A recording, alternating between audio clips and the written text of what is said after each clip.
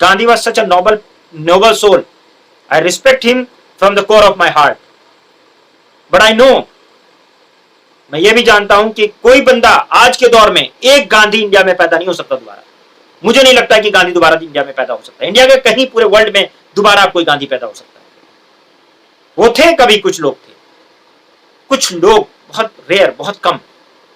गांधी ने जो जो सेक्रीफाइस किए हैं, जो जो चीजें की हैं, करना आसान नहीं है। बदनाम करना आसान है, मुफ्त पिक्चर बना के, फोटोज बनाकर गांधी जी को गालियां देना आसान है, लेकिन गांधी होना आसान है। It is very difficult to be Gandhi. और उस बूढ़े आदमी को गोली मार दिया है।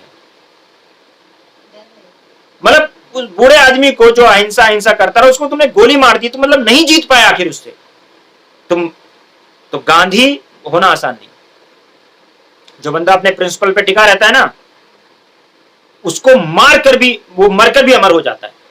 आज गांधी जी को मरे हुए 70-80 साल हो रहे हैं, लेकिन आज भी शाहबान अली जैसे लोग और ऐसे बहुत से लोग, they appreciate, they respect Gandhi from the core of their heart.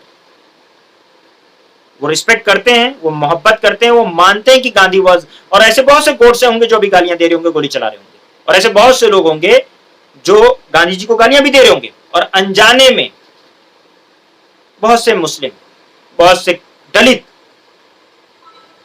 जो आज आपका एग्जिस्टेंस इंडिया में है ना, उसकी एक बहुत बड़ी वजह दलितों के एग्जिस्टेंस का, रिजर्वेशन का, या जो भी उनको मिला है, और मुस्लिम्स को जो बहुत इंडिया में जो आज पीसफुली रह रहे थे अभी तक, एक बहुत बड़ी वजह जो है गांधी। आपको मैं बता दूं, गांधी के प्रिंसिपल्स थे जिसकी वजह से आप रह पाए हो। अगर उनके विरोधियों के प्रिंसिपल्स होते ना, तो आप रह नहीं पाते अब तक। देखिए, ऐसा है कि आज हमारा जो टॉपिक है, जिस पर हम लोग चर्चा करने जा रहे हैं, डिस्कस करने जा रहे हैं, दैट इज गांधीयन फेस। यहाँ से गांधीयन फेस शुरू होगा। गांधी जी की जो लाइफ है वो शुरुआत होगी, और गांधी जी इंडिया में पदार्पण करेंगे अपना। गांधी जी के बारे में ऑलमोस्ट मैंने बताया था, everything is important about Gandhi for UPSC. उस लगभग सब कुछ भी, कुछ किसी भी चीज में अगर गांधी जी का नाम आता है तो that is important for UPSC. ठीक है। गांधी जी जो हैं वो एक बहुत ही अमेजिंग पर्सनैलिटी थे, और वो 2 अक्टूबर को, जैसा कि आप लोगों को पता है, उनका बर्थडे मनाया जाता है। तो गांधी जी के बारे में अगर कोई बात कहें कि गांधी जी के बारे में जो फैक्चुअल चीज़ें हैं वो तो इम्पोर्टेंट नहीं है, उसके साथ साथ उन्होंने जो काम, उनकी आइडियोलॉजी, उनकी सोच, उन्होंने जो काम किए, जो इवेंट्स में पार्टिसिपेट किया, वो सब, almost everything is important. Gandhi ji का जो वर्किंग स्टाइल है वो 2 जगहों पे पढ़ा जाता है। गांधी जी का एक तो गांधी जी ने अफ्रीका पढ़ा जाता है। गांधी जी ने अफ्रीका में भी अपनी ज़िंदगी के 20-22 साल गुजारे। ठीक है। काफ़ी वक्त दिया अफ्रीका में, काफ़ी सारे मूवमेंट किए, वहीं से वो फेमस हो गए थे काफ़ी ज़्यादा। उसके बाद इंडिया आए। 9 जनवरी 1915 में वो इंडिया आए, कम से कम 22 साल के बाद जाके वो इंडिया आए। जबकि 1-2 साल के लिए गए थे वो अफ्रीका, लेकिन वहाँ पे उन्होंने अपनी सर्विसेज देनी शुरू की as attorney, as a advocate. तो उसके बाद वो वहाँ पे काम करते रहे, और उन्होंने जो है, एम के गांधी जी ने महात्मा गांधी, मोहनदास करमचंद गांधी को बहुत सारे नामों से, बापू, महात्मा गांधी, महात्मा नंगा फ़कीर, अधनंगा फ़कीर, और बाबा, और क्या नाम है, बापू, और पता नहीं किन किन नामों से गांधी जी को जाना जाता है। गांधी जी जो हैं वो अपने आप में एक बहुत ही ग्रेट पर्सनैलिटी थे, बहुत अच्छे लीडर थे, और प्रिंसिपल्स से समझौता ना करने वाले आदमी। प्रिंसिपल्स पे जो है एक बड़े कैरेक्टर के इंसान थे गांधी जी। गांधी जी के बारे में मैंने बताया, जैसा कि बताया कि almost everything is important. Gandhi ji आए, कैसे आए, क्या हुआ, क्या चीज़ है, वो सारी बातें हम लोग अब आज उसमें से कुछ बातें डिस्कस करेंगे। गांधी जी के लिए हम 1-2 क्लासेस डेडिकेट करेंगे अपनी। और आप लोगों को मैं एक मूवी रिकमेंड करूंगा, आप लोग देखिएगा मूवी। आप लोगों को सोचते होंगे कि सर तो इतना मूवी रिकमेंड कर देते हैं, देखते हैं।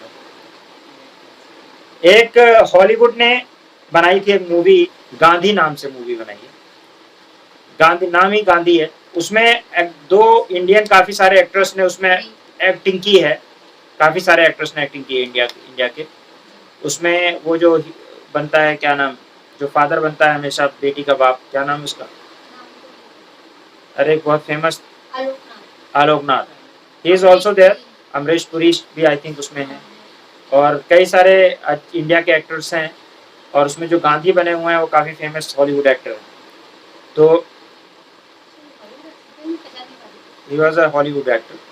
तो ये गांधी जो हैं, इन्होंने, ये फिल्म ने काफी ज्यादा मतलब उस समय काफी फेमस हुई थी, और काफी चीजें हैं। तो आपको मतलब इवेंट्स और गांधी जी के सोच ये सब जानने को मिलेगा। क्रोनोलॉजिकल ऑर्डर में तो हम यहाँ पढ़ाई कर लेंगे, पढ़ाई पॉइंट ऑफ व्यू से नहीं, लेकिन एक समझ के लिए आप उसको देख सकते हैं गांधी मूवी को, ठीक है। उसमें काफी सारे गांधी जी के लाइफ के इवेंट्स दिखाए गए हैं, जिसमें जो इम्पोर्टेंट इवेंट्स थे। चलिए एक बार हम लोग देखते हैं कि गांधी जी के बारे में। और modern Indian history, beginning of the Gandhian era, Khilafat and non cooperation movement, Swarajist and non changers, ये सारी कहानी हम लोग यहाँ पे आज देखेंगे, ठीक है। ओके, क्या देखेंगे हम लोग?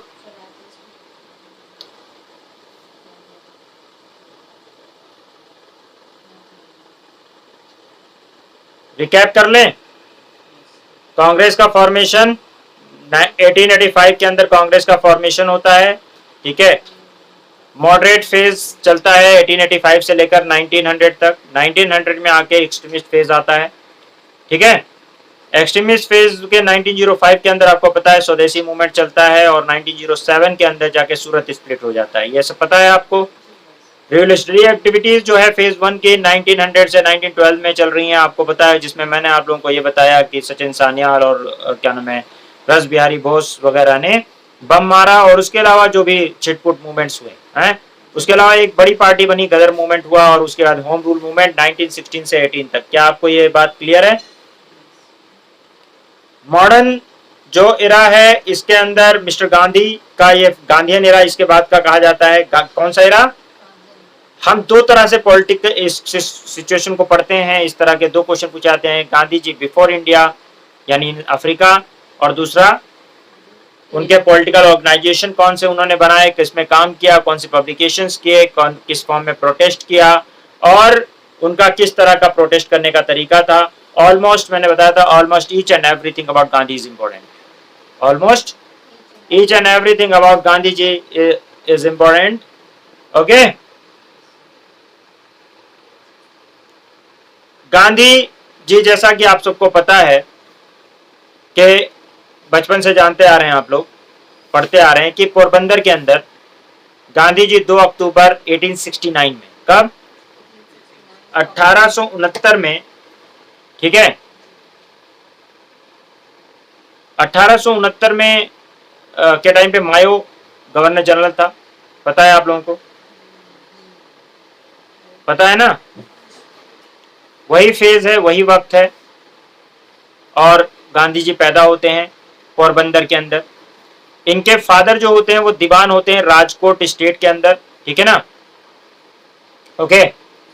और गांधी जी अपनी पढ़ाई करके आते हैं, और उसके बाद में अपना बैरिस्टर की पढ़ाई करते हैं। ही वॉज अ बैरिस्टर, और वो जो है अपनी पढ़ाई करके एडवोकेट बन जाते हैं, बैरिस्टर बन जाते हैं। उसके बाद में उनको जो है पहला ब्रेक जो देते हैं दादा अब्दुल्ला नाम के आदमी होते हैं, जो कि एक बिजनेसमैन होते हैं, ठीक है ना। अफ्रीका के अंदर उनका अच्छा खासा बिजनेस होता है, तो वो वहाँ पे उनको बुलाते हैं कि आप मेरे यहाँ पे लीगल जो प्रॉब्लम्स है मुझे, उनको जो है आप मुझे लीगल सर्विसेज प्रोवाइड करें, ठीक है ना। और उनको 1893 के अंदर दादा अब्दुल्ला बुलाते हैं कि अफ्रीका आ जाइए आप, और अफ्रीका में मुझे अपनी सर्विसेज प्रोवाइड करिए। वो गांधी जी डरबन में जाके पहुंचते हैं 1893 के अंदर। और जिन लोगों को अफ्रीका ना पता हो, वो ये जान लें कि ये अफ्रीकन कॉन्टिनेंट नहीं है, अफ्रीका एक कंट्री है। अफ्रीका कहाँ पे है? एकदम टिप पे, आप जहाँ पे वास्को डिगामा पहली बार पहुंचा था, कैप ऑफ गुड होप, वो उधर की जो कंट्री है वो साउथ अफ्रीका है। साउथ अफ्रीका एक कंट्री है, अफ्रीका एक कॉन्टिनेंट है, ठीक है ना। इसी तरह से अमेरिका एक कॉन्टिनेंट है, और और यूएसए एक कंट्री है, ओके। तो यहाँ पे आप ध्यान रखिएगा कि दादा अब्दुल्ला को लीगल प्रॉब्लम थी, जिसपे उन्होंने बुलाया कि अफ्रीका आ जाओ, तो उन्होंने कहा कि 1 ईयर के लिए मैं आता हूँ, ठीक है ना। लेकिन मैंने बताया क्या कि ये 1 साल किस में कन्वर्ट हो गए, 22 सालों में, समझ रहे। 1 साल जो थे वो 1 साल के लिए गए थे अफ्रीका, लेकिन वहां पे ये 22 साल रहकर आए। कितने साल, 22 साल। 1 साल इज कन्वर्टेड टू 12 ईयर। मैं भी इस कोचिंग को मैंने जब खोला था तो मैंने ये मेरे लिए सुटेबल जगह मैंने इसको नहीं समझा था, क्योंकि मैं कहीं बाहर खोलना चाहता था। तो मैंने कहा था 1 साल के लिए चलो देख, कुछ टाइम के लिए देख लेते, कुछ टाइम के लिए देख लेते हैं यहाँ पे, मतलब इस लोकेशन पे देख लेते हैं, फिर चेंज कर देंगे, थोड़ा अच्छी सुटेबल जगह मिलेगी तो बाहर अच्छी जगह पे। तो वो कुछ टाइम जो है वो 8-9 साल में कन्वर्ट हो गया, ठीक है, 9 साल हो रहे। तो आज इसी तरीके से होता है, कई बार आदमी जाता है फंस जाता है। तो ये गए थे वहां पे 1 ईयर के लिए और कन्वर्ट हो गए वो 22 सालों में, है कि नहीं। गांधी जी बिफोर अफ्रीका कैसे, गांधी जी जो है, अगर आप अफ्रीका का मैप देखोगे, ठीक है ना, अगर आप देखोगे, अरे देख लो यार, अफ्रीका का मैप उठाओ, प्रिटोरिया जो है, गांधी जी जो हैं, अब डरबन वो पोर्ट सिटी है, पोर्ट के पास है, वहां से वो जा रहे थे प्रिटोरिया, ठीक है। प्रिटोरिया भी दिख गया होगा आप लोगों को, ठीक है। अब यह ध्यान रखिएगा उस समय एरोप्लेन नहीं चल रही थी, तो ट्रेन से जा रहे थे बेचारे, ठीक है ना। और रेशियल ह्यूमिलिएशन जो फुल, और वहां पे रेशियल ह्यूमिलिएशन बहुत ज्यादा था, कहाँ पे, अफ्रीका के अंदर। तो गांधी जी जो है वो फर्स्ट क्लास में बैठे थे, किसमें, first class, and the first class was bound for the white man, ठीक है। जो कंपार्टमेंट था वो क्या था, व्हाइट मैन के लिए हुआ करता था, ठीक है, ओके। और इंडियंस का मतलब इनको एक मीटिंग करनी थी, ठीक है ना, इंडियंस की एक मीटिंग थी प्रिटोरिया में जिसमें जा रहे थे गांधी जी, ठीक है, ओके। अब होता क्या है, आपको कहानी तो पता ही है, नहीं पता है, नहीं पता तो बताऊं। गांधी जी जो है वो चढ़ते हैं ट्रेन में कि भाई साहब क्या नाम है, फर्स्ट क्लास में, एक व्हाइट मैन को देखता है, क्या फर्स्ट क्लास में चढ़ के आए, हाउ कैन यू, हैं, हाउ कैन यू, कैसे तुम जो है फर्स्ट क्लास में तुम चढ़े कैसे, तुम्हारी हिम्मत कैसे हुई, तुम इंडियंस, यू इंडियन, क्योंकि इंडियन अफ्रीकन वो सब ब्राउन ब्लैक सब एक जैसा समझते थे, ठीक है ना। तो उन्होंने कहा I have a first class ticket, I am attorney, मैं एडवोकेट हूं, ठीक है, I am the attorney, I am the barrister, and मैं एडवोकेट हूं। और आप, मतलब एडवोकेट्स की वैल्यू थी उस समय, आज भी है, कुछ लोगों की वजह से खराब है, लेकिन वैसे एडवोकेट्स की वैल्यू है, ठीक है। तो उस समय कहा मैं एडवोकेट हूं, मैं फर्स्ट क्लास में चल सकता हूं। उसने कहा कि कुछ भी हो, तुम हो ब्राउन, क्या हो, ब्लैक, और तुम नहीं चढ़ सकते, तुम उतरो यहाँ से। वो नहीं उतरा है, उन्होंने कहा मेरे पास टिकट है फर्स्ट क्लास का, उनको उठा के फेंक दिया बाहर, कई सारे आ गए और उठा के गांधी जी को बाहर फेंक दिया स्टेशन पे। उस स्टेशन पे आज भी ये बोर्ड लगा हुआ है जो आपको दिख रहा है, in the vicinity of the plague MH Gandhi had vacated from the first class compartment on the night of 7 June 1893। ये वहां का पत्थर लगा हुआ है। This incident changed the course of his life. He took up the fight against the racial oppression. His active non-violence start from that day। ये वहां पे उस स्टेशन पे जहां पे फेंका था उनको, ये लगा हुआ है, ठीक है ना। वो प्रिटोरिया पहुंचते हैं, वो कहते हैं कि प्रिटोरिया पहुंचते ही वो कहते हैं मीटिंग करो, ठीक है, काम खत्म था, मुझे जाना था, लेकिन आप, मतलब काम खत्म नहीं हुआ मेरा, मुझे काम स्टार्ट करना है, ठीक है ना। उनको जाना था काम कंप्लीट करके, लेकिन उनको कुछ इंडियंस ने रोक दिया कि आपकी इंडियंस बहुत जरूरत है, यू आर नोबल मैन, और आपकी बहुत जरूरत है सर, आप रुक जाइए, ठीक है ना। उन्होंने एक बनाया यहाँ पे एक वो बनाई एसोसिएट्स के, एम के गांधी एंड अटॉर्नीज, ठीक है, एम के गांधी अटॉर्नी करके उन्होंने एक ग्रुप पूरा बनाया, ठीक है, और सर्विसेज शुरू की, लीगल सर्विसेज लोगों को प्रोवाइड करना शुरू किया। लोगों ने उनको रोका कि भैया रुक जाइए गांधी जी, ठीक है ना। अब गांधी जी जब रुके तो गांधी जी जो अफ्रीका में रुके, लोगों ने बोला उसके खिलाफ, गांधी जी ने प्रोटेस्ट करना शुरू किया, बातें शुरू की कि भाई इस तरह से रेशियल डिस्क्रिमिनेशन से बहुत आहत हुए गांधी जी की, यार हम ये लोग पढ़ाते कुछ और है और करते कुछ और है। तो उन्होंने, गांधी जी ने अफ्रीका में काफी सारे इशूज थे, गांधी जी ने उस पर चर्चा की, लोगों से मिले, उनके बातों से लोग बहुत इंस्पायर्ड हुए, बहुत प्रभावित हुए, और लोगों ने कहा गांधी जी रुक जाइए थोड़ा सा, हमारा देखते हैं आपके जैसा आदमी तो हमने अभी तक देखा नहीं जो इतना मुखलिस और इतना पुरखलूस हो। वैसे भी एडवोकेट चोर होते हैं, आप इतने बढ़िया एडवोकेट होके हुए भी आपने मतलब मतलब लोगों को एडवोकेट क्या समझते हैं, एडवोकेट्स को लोग अक्सर ये समझते हैं कि झूठे होते हैं, मक्कार होते हैं। और वो एक कहावत भी है कि लोगों ने कहावत बना रखी है, एक ने मुझे ही सुना दिया कि पैदा हुआ वकील तो शैतान ने कहा, लो आज हम भी साहिब औलाद हो गए।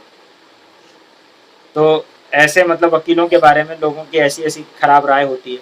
जब उसको पता चला मैं वकील हूँ तो उसने कहा कि भाई साहब sorry, I am really sorry.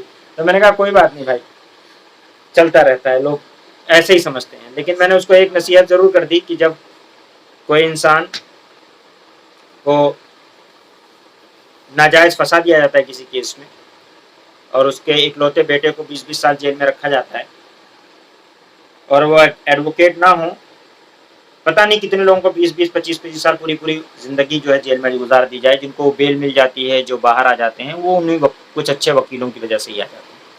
कुछ ऐसे भी वकील हैं जिन्होंने अपनी जिंदगी कुर्बान कर दी, उनको भी याद कर लिया करो। शाहिद जैसे लोग भी हैं जिन्होंने आपके केसेस लड़ लड़ के, शाहिद आजमी का नाम सुना है ना, फिल्म भी बनी है शाहिद के ऊपर, ठीक है, शाहिद आजमी की, मतलब जिन्होंने अपनी जिंदगी की परवाह नहीं की और इंसाफ दिलाने के लिए लोगों को और अपनी जिंदगी तक कुर्बान कर दी, ठीक है ना, जिससे उनका कोई इंटरेस्ट नहीं था, कोई कुछ नहीं था, फिर भी। तो ऐसे भी लोग हैं। तो और जो भी आपका देश आज है वो कहीं ना कहीं इन अटॉर्नीज, इन वकीलों की लॉ की समझ की वजह से आज का आपका देश आज़ाद हो पाया था।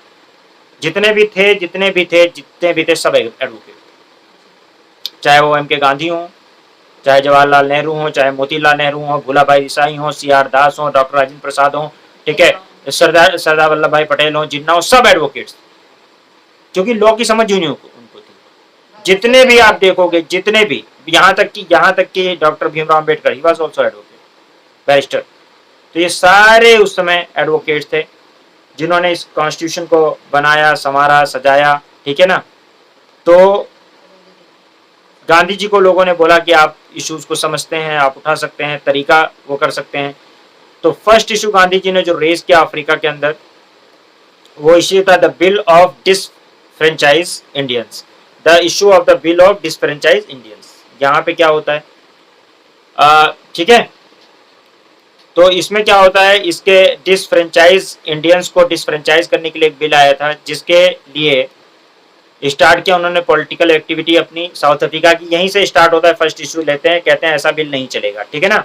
तो गांधी जी को हम देखते हैं दो फेज में गांधी जी भी वहां पे काम किया इन्होंने पहला टाइम किया है 1894 से लेकर 1906 तक, इसको मॉडरेट फेज में काम किया है गांधी जी ने, ठीक है ना।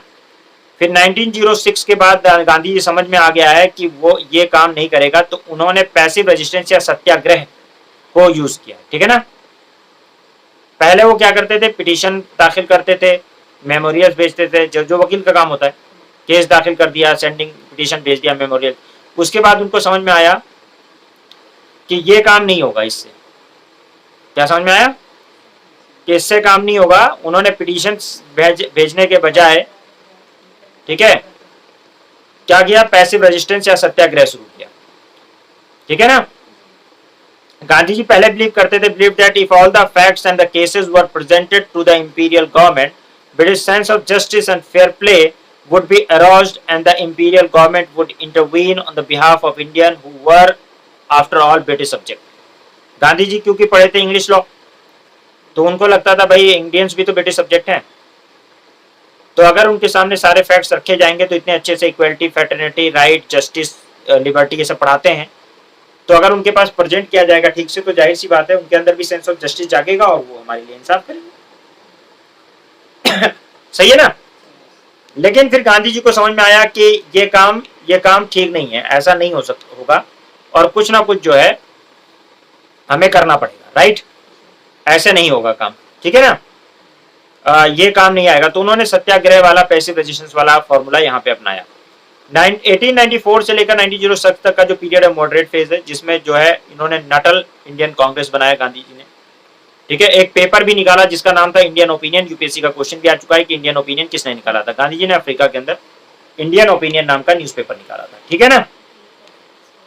दूसरा फेज गांधी जी का जो है वो सत्याग्रह वाला फेज है। ठीक है, ओके। तो गांधी जी को समझ में आ गया कि ऐसे काम नहीं चलेगा, धरना देना पड़ेगा। क्या करना पड़ेगा? तो उन्होंने पैसिव रेजिस्टेंस का या सिविल डिसोबीडियंस का सत्याग्रह का मेथड अपनाया 1906 में।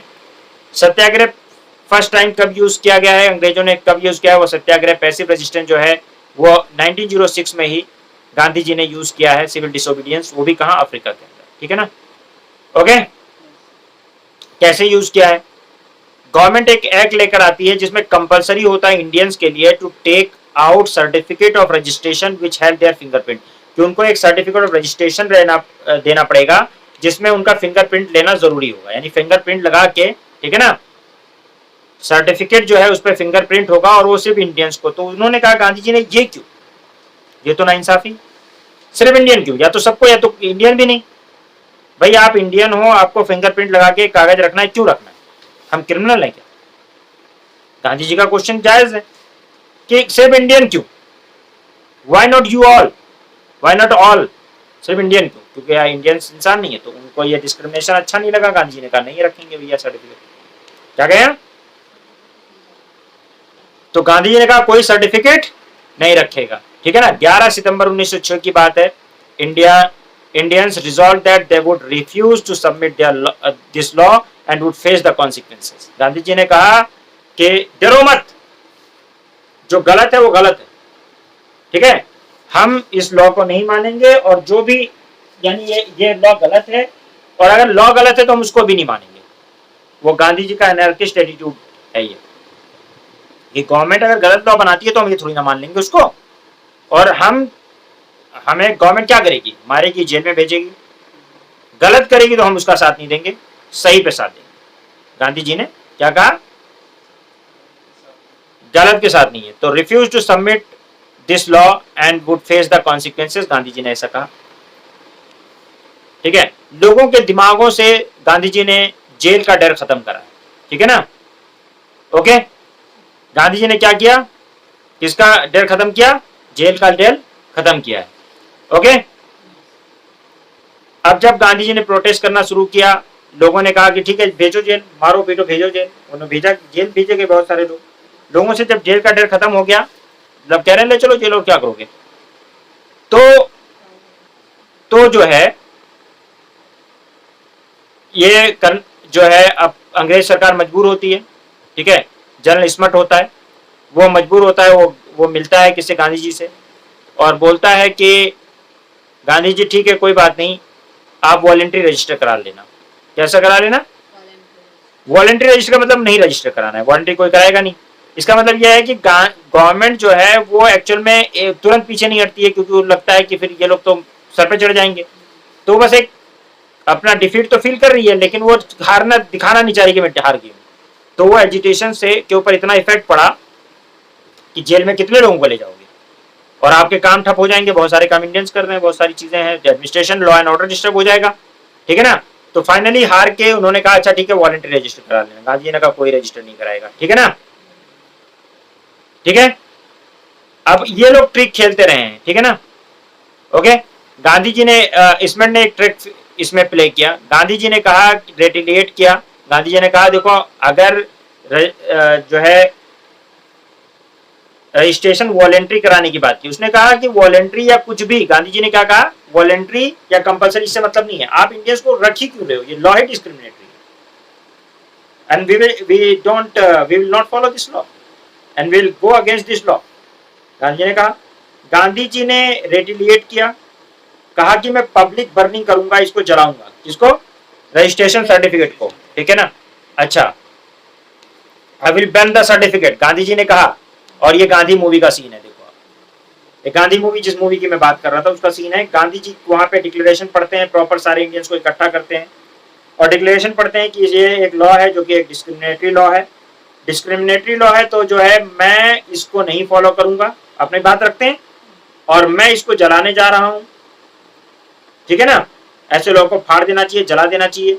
ओवैसी ने इसी का स्टेटमेंट किया था कि गांधी जी ने भी फाड़ दिया था पार्लियामेंट में वहां पे ना, क्योंकि लॉ अगर गलत है तो उसको फाड़ के फेंक दिया है, जला दिया। ओवैसी ने इस तरह एग्जाम्पल दिया था पार्लियामेंट जब बिल फाड़ा था। तो गांधी जो है उन्होंने कहा, पढ़ा स्टेटमेंट को, पुलिस लगी हुई है। अच्छा, अभी गांधी जी ने कोई क्राइम तो किया नहीं है तो पुलिस अरेस्ट नहीं कर सकती, लेकिन जब जलाने के लिए जाएंगे, बढ़ेंगे तो रोकेगी। तब रोकना शुरू किया, बहुत एजिटेशन किया, लेकिन गांधी जी ने उसको, पहले आग तैयार थी, वहां तक पहुंचने से रोका, बहुत मारा, इनको मारते रहे मारते रहे मारते रहे, गांधी जी ब्लीड करने लगे, ब्लीडिंग होने लगी, लेकिन वो बंदे के अंदर जो इच्छा शक्ति थी, ले जाके उसने उसमें जला डाल दिया और जल गया वो, यानी उस बिल को जला के ही माने, ठीक है ना, समझ रहे हो। ओके, तो फिर उन लोगों ने विड्रॉ करा उसको, मतलब यहाँ पे धीरे धीरे करके, और वो फिर मतलब चुपके चुपके से 1908 में फिर नया लेजिस्लेशन लाकर आते हैं कि इंडियंस का इमिग्रेशन रोकने के लिए, रिस्ट्रिक्ट इंडियन इमिग्रेशन, इमिग्रेशन को रोकने के लिए कि इंडियन ज्यादा ना आए, कहाँ पे, साउथ अफ्रीका में। तो यहाँ पे इन्होंने क्या, number of prominent leader from the natal, natal वहां पे एक जगह है नाटल, जहाँ पे उन्होंने नाटल कांग्रेस बनाया था, ठीक है ना, वहां इंडियन ज्यादा थे, cross the frontier into that आपका Transvaal to defy the new immigration law, ठीक है, एंड वर अरेस्टेड। इन्होंने कहा कि हम लोगों को इमिग्रेशन नहीं करने देंगे, हम किसी को नाटल से क्रॉस नहीं करने देंगे, ठीक है ना। इन्होंने कहा हम क्रॉस करेंगे। गांधी का यही था कि तुम्हारे लॉ को तोड़ेंगे, तुम अरेस्ट करो हमें, ये तो करोगे। पैसिव रेजिस्टेंस शुरू किया गांधी जी ने, और ये फिल्म में दिखाया भी गया है। आप देखिए नाटल कहाँ पे, ये मैप में दिखा रहा है, नाटल कहाँ पे है, ये देख लो, जो स्विट्जरलैंड है ना, स्वाजीलैंड, स्वाजीलैंड से उधर नाटल दिखेगा आपको, नाटल से फिर वो कहाँ जा रहे हैं, ट्रांसवाल जा रहे हैं, ठीक है ना। ओके, अब ये क्रॉस करना, ये इधर से क्रॉस करने के लिए इन्होंने मना किया था गांधी जी ने। देखो ये सारे लोग हैं इनके साथ गांधी जी के, देख रहे हो, और एक गांधी जी ने कहा ठीक है हम क्रॉस करते हैं, और क्रॉस करा, वहां पे जाके पीटे गए, ठीक है, बहुत मारा वारा, बहुत पीटा, थोड़ा नहीं मारा, बहुत मारा, लेकिन फिर भी क्रॉस किया उन्होंने, वहां भी मतलब हुआ, लेकिन क्रॉस किया, लॉ को डिफे किया। अंग्रेज परेशान थी इनकी उससे, और गांधी जी अपनी बात यहाँ नहीं लंदन भी पहुंचाते रहते थे, ठीक है ना। 1909 के अंदर गांधी जो है visited to London for the invitation of Indian community, Indian community, इनका ये बड़े फेमस हो गए थे, कहाँ पे, अफ्रीका में, और इंडिया में भी बहुत फेमस हो चुके थे अब तक, क्योंकि इन्होंने बहुत सारे एजिटेशन किया, और पेपर तो सर्कुलेट होते ही थे, पता चल गया था। दो आज के जैसा सोशल मीडिया नहीं था, नहीं तो गांधी जी को ट्रोल करते लोग, लेकिन ट्रोलिंग तो तब भी हो रही थी, दूसरी तरीके से हो रही थी, बट गांधी जी जो है वो, उनको लंदन जाना था, उनको लंदन में इन्वाइट किया गया, इंडियन कम्युनिटी ने इन्वाइट किया, और अब रास्ते में जा रहे थे, और वहां पे लंबी लंबी जर्नी होती थी, आपको पता है लंबी जर्नी होती थी ना, छोटी मोटी जर्नी तो होती नहीं थी, हवा पानी की जहाज से जाते थे। तो गांधी जी उतने टाइम पे हम लोग फेसबुक और व्हाट्सएप चलाते है कि नहीं, या बहुत सारे लड़के अपने गर्लफ्रेंड बॉयफ्रेंड से बात करते, यही सब करते हैं, टाइम अपना वेस्ट करते। गांधी जी ने की शादी बचपन में हो गई थी, इसका फायदा उठाया उन्होंने। अब शादी बचपन हो गई, उनका गर्लफ्रेंड बॉयफ्रेंड का कल्चर ही नहीं है, 13-14 साल की उम्र में शादी हो गई थी उनकी, है भाई, उनका उनका उनका टाइम इसीलिए तो बच गया। हाँ, तो बचपन जो है मैं शादी हो गई। अब मैं तो अपनी वाइफ को उससे भी ज्यादा बचपन से जानता हूँ, जब से वो पैदा हुई, ठीक है, तो ऐसे होता है। तो वो भाई साहब जो है, गांधी जी की शादी हो गई बचपन में, तो उनको और कोई काम तो फालतू की कामों में तो लगे नहीं, तो इसलिए वो कामयाब है। तो देखो, अगर कामयाब आदमी को देखना है तो उसकी जल्दी शादी करनी चाहिए। ठीक है,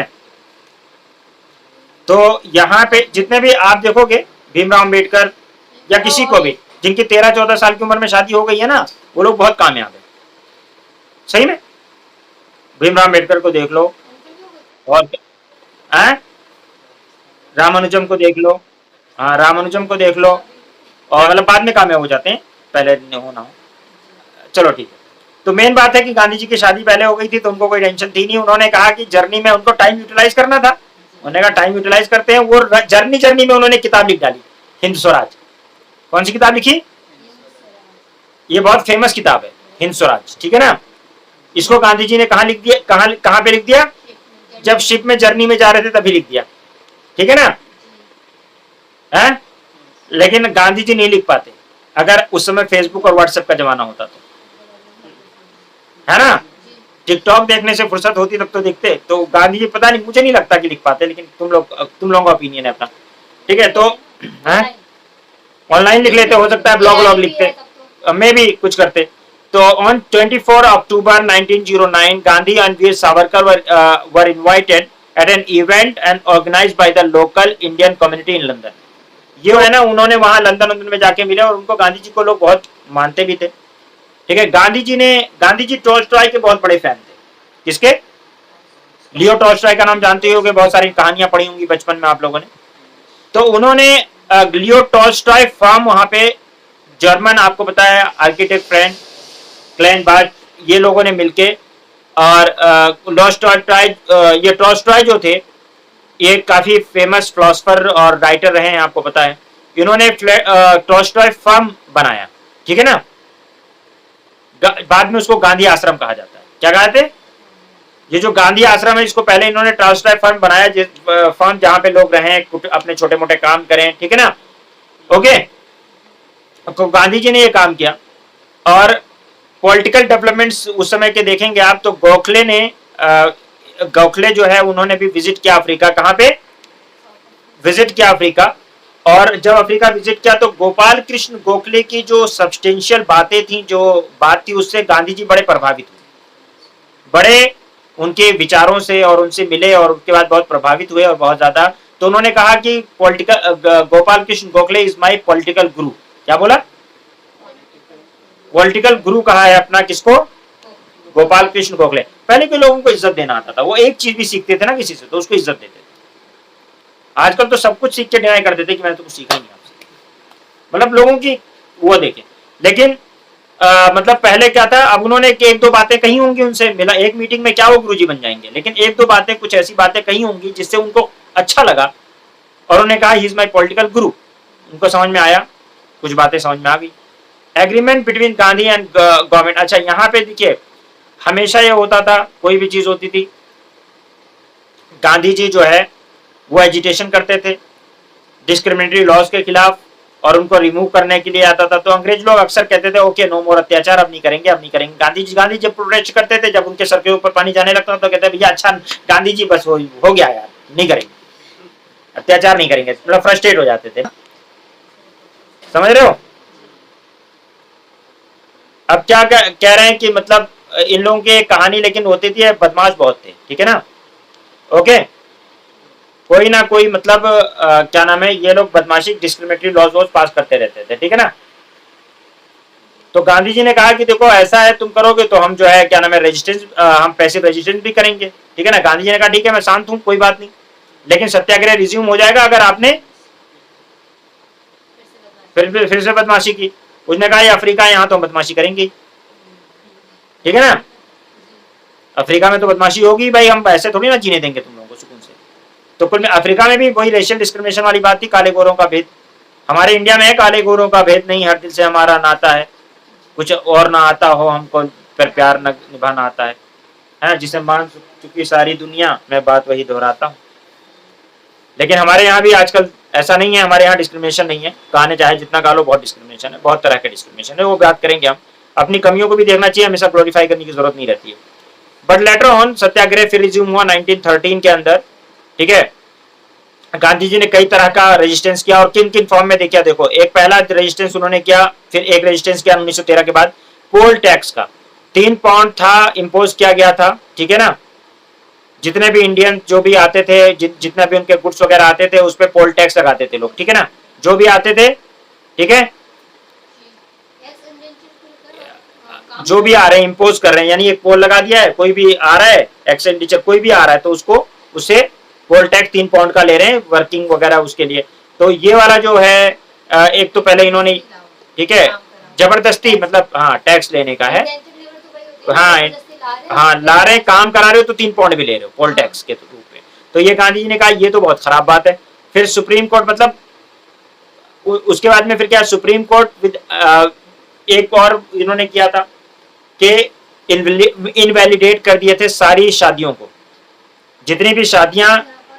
इन्होंने कहा था कि जो भी क्रिश्चियन राइट से शादियां नहीं हुई हैं और रजिस्टर नहीं है मैरिज से, तो उसमें जो है उन शादियों को इनवैलिड कहा जाएगा। इसमें सबसे पहली दिक्कत तो गांधी जी को ही होनी थी कि भैया हमारी तो शादी हुई ही नहीं है, किसकी तरह क्रिश्चियन रिचुअल से तो हुई नहीं है, दूसरी बार रजिस्टर भी नहीं है, इतने बचपन में तुम लोग रजिस्टर भी नहीं करने दोगे, तो गांधी जी को तो दिक्कत हो ही गई। ठीक है, उसमें यह था कि कोई भी शादी वैलिड नहीं है। और इससे पता है कितना बड़ा नुकसान था, इससे क्या था कि अगर शादी वैलिड नहीं है तो बच्चे लिस्टिमेट नहीं है, और लिस्टिमेट बच्चे नहीं है तो उनको राइट नहीं मिलेगा।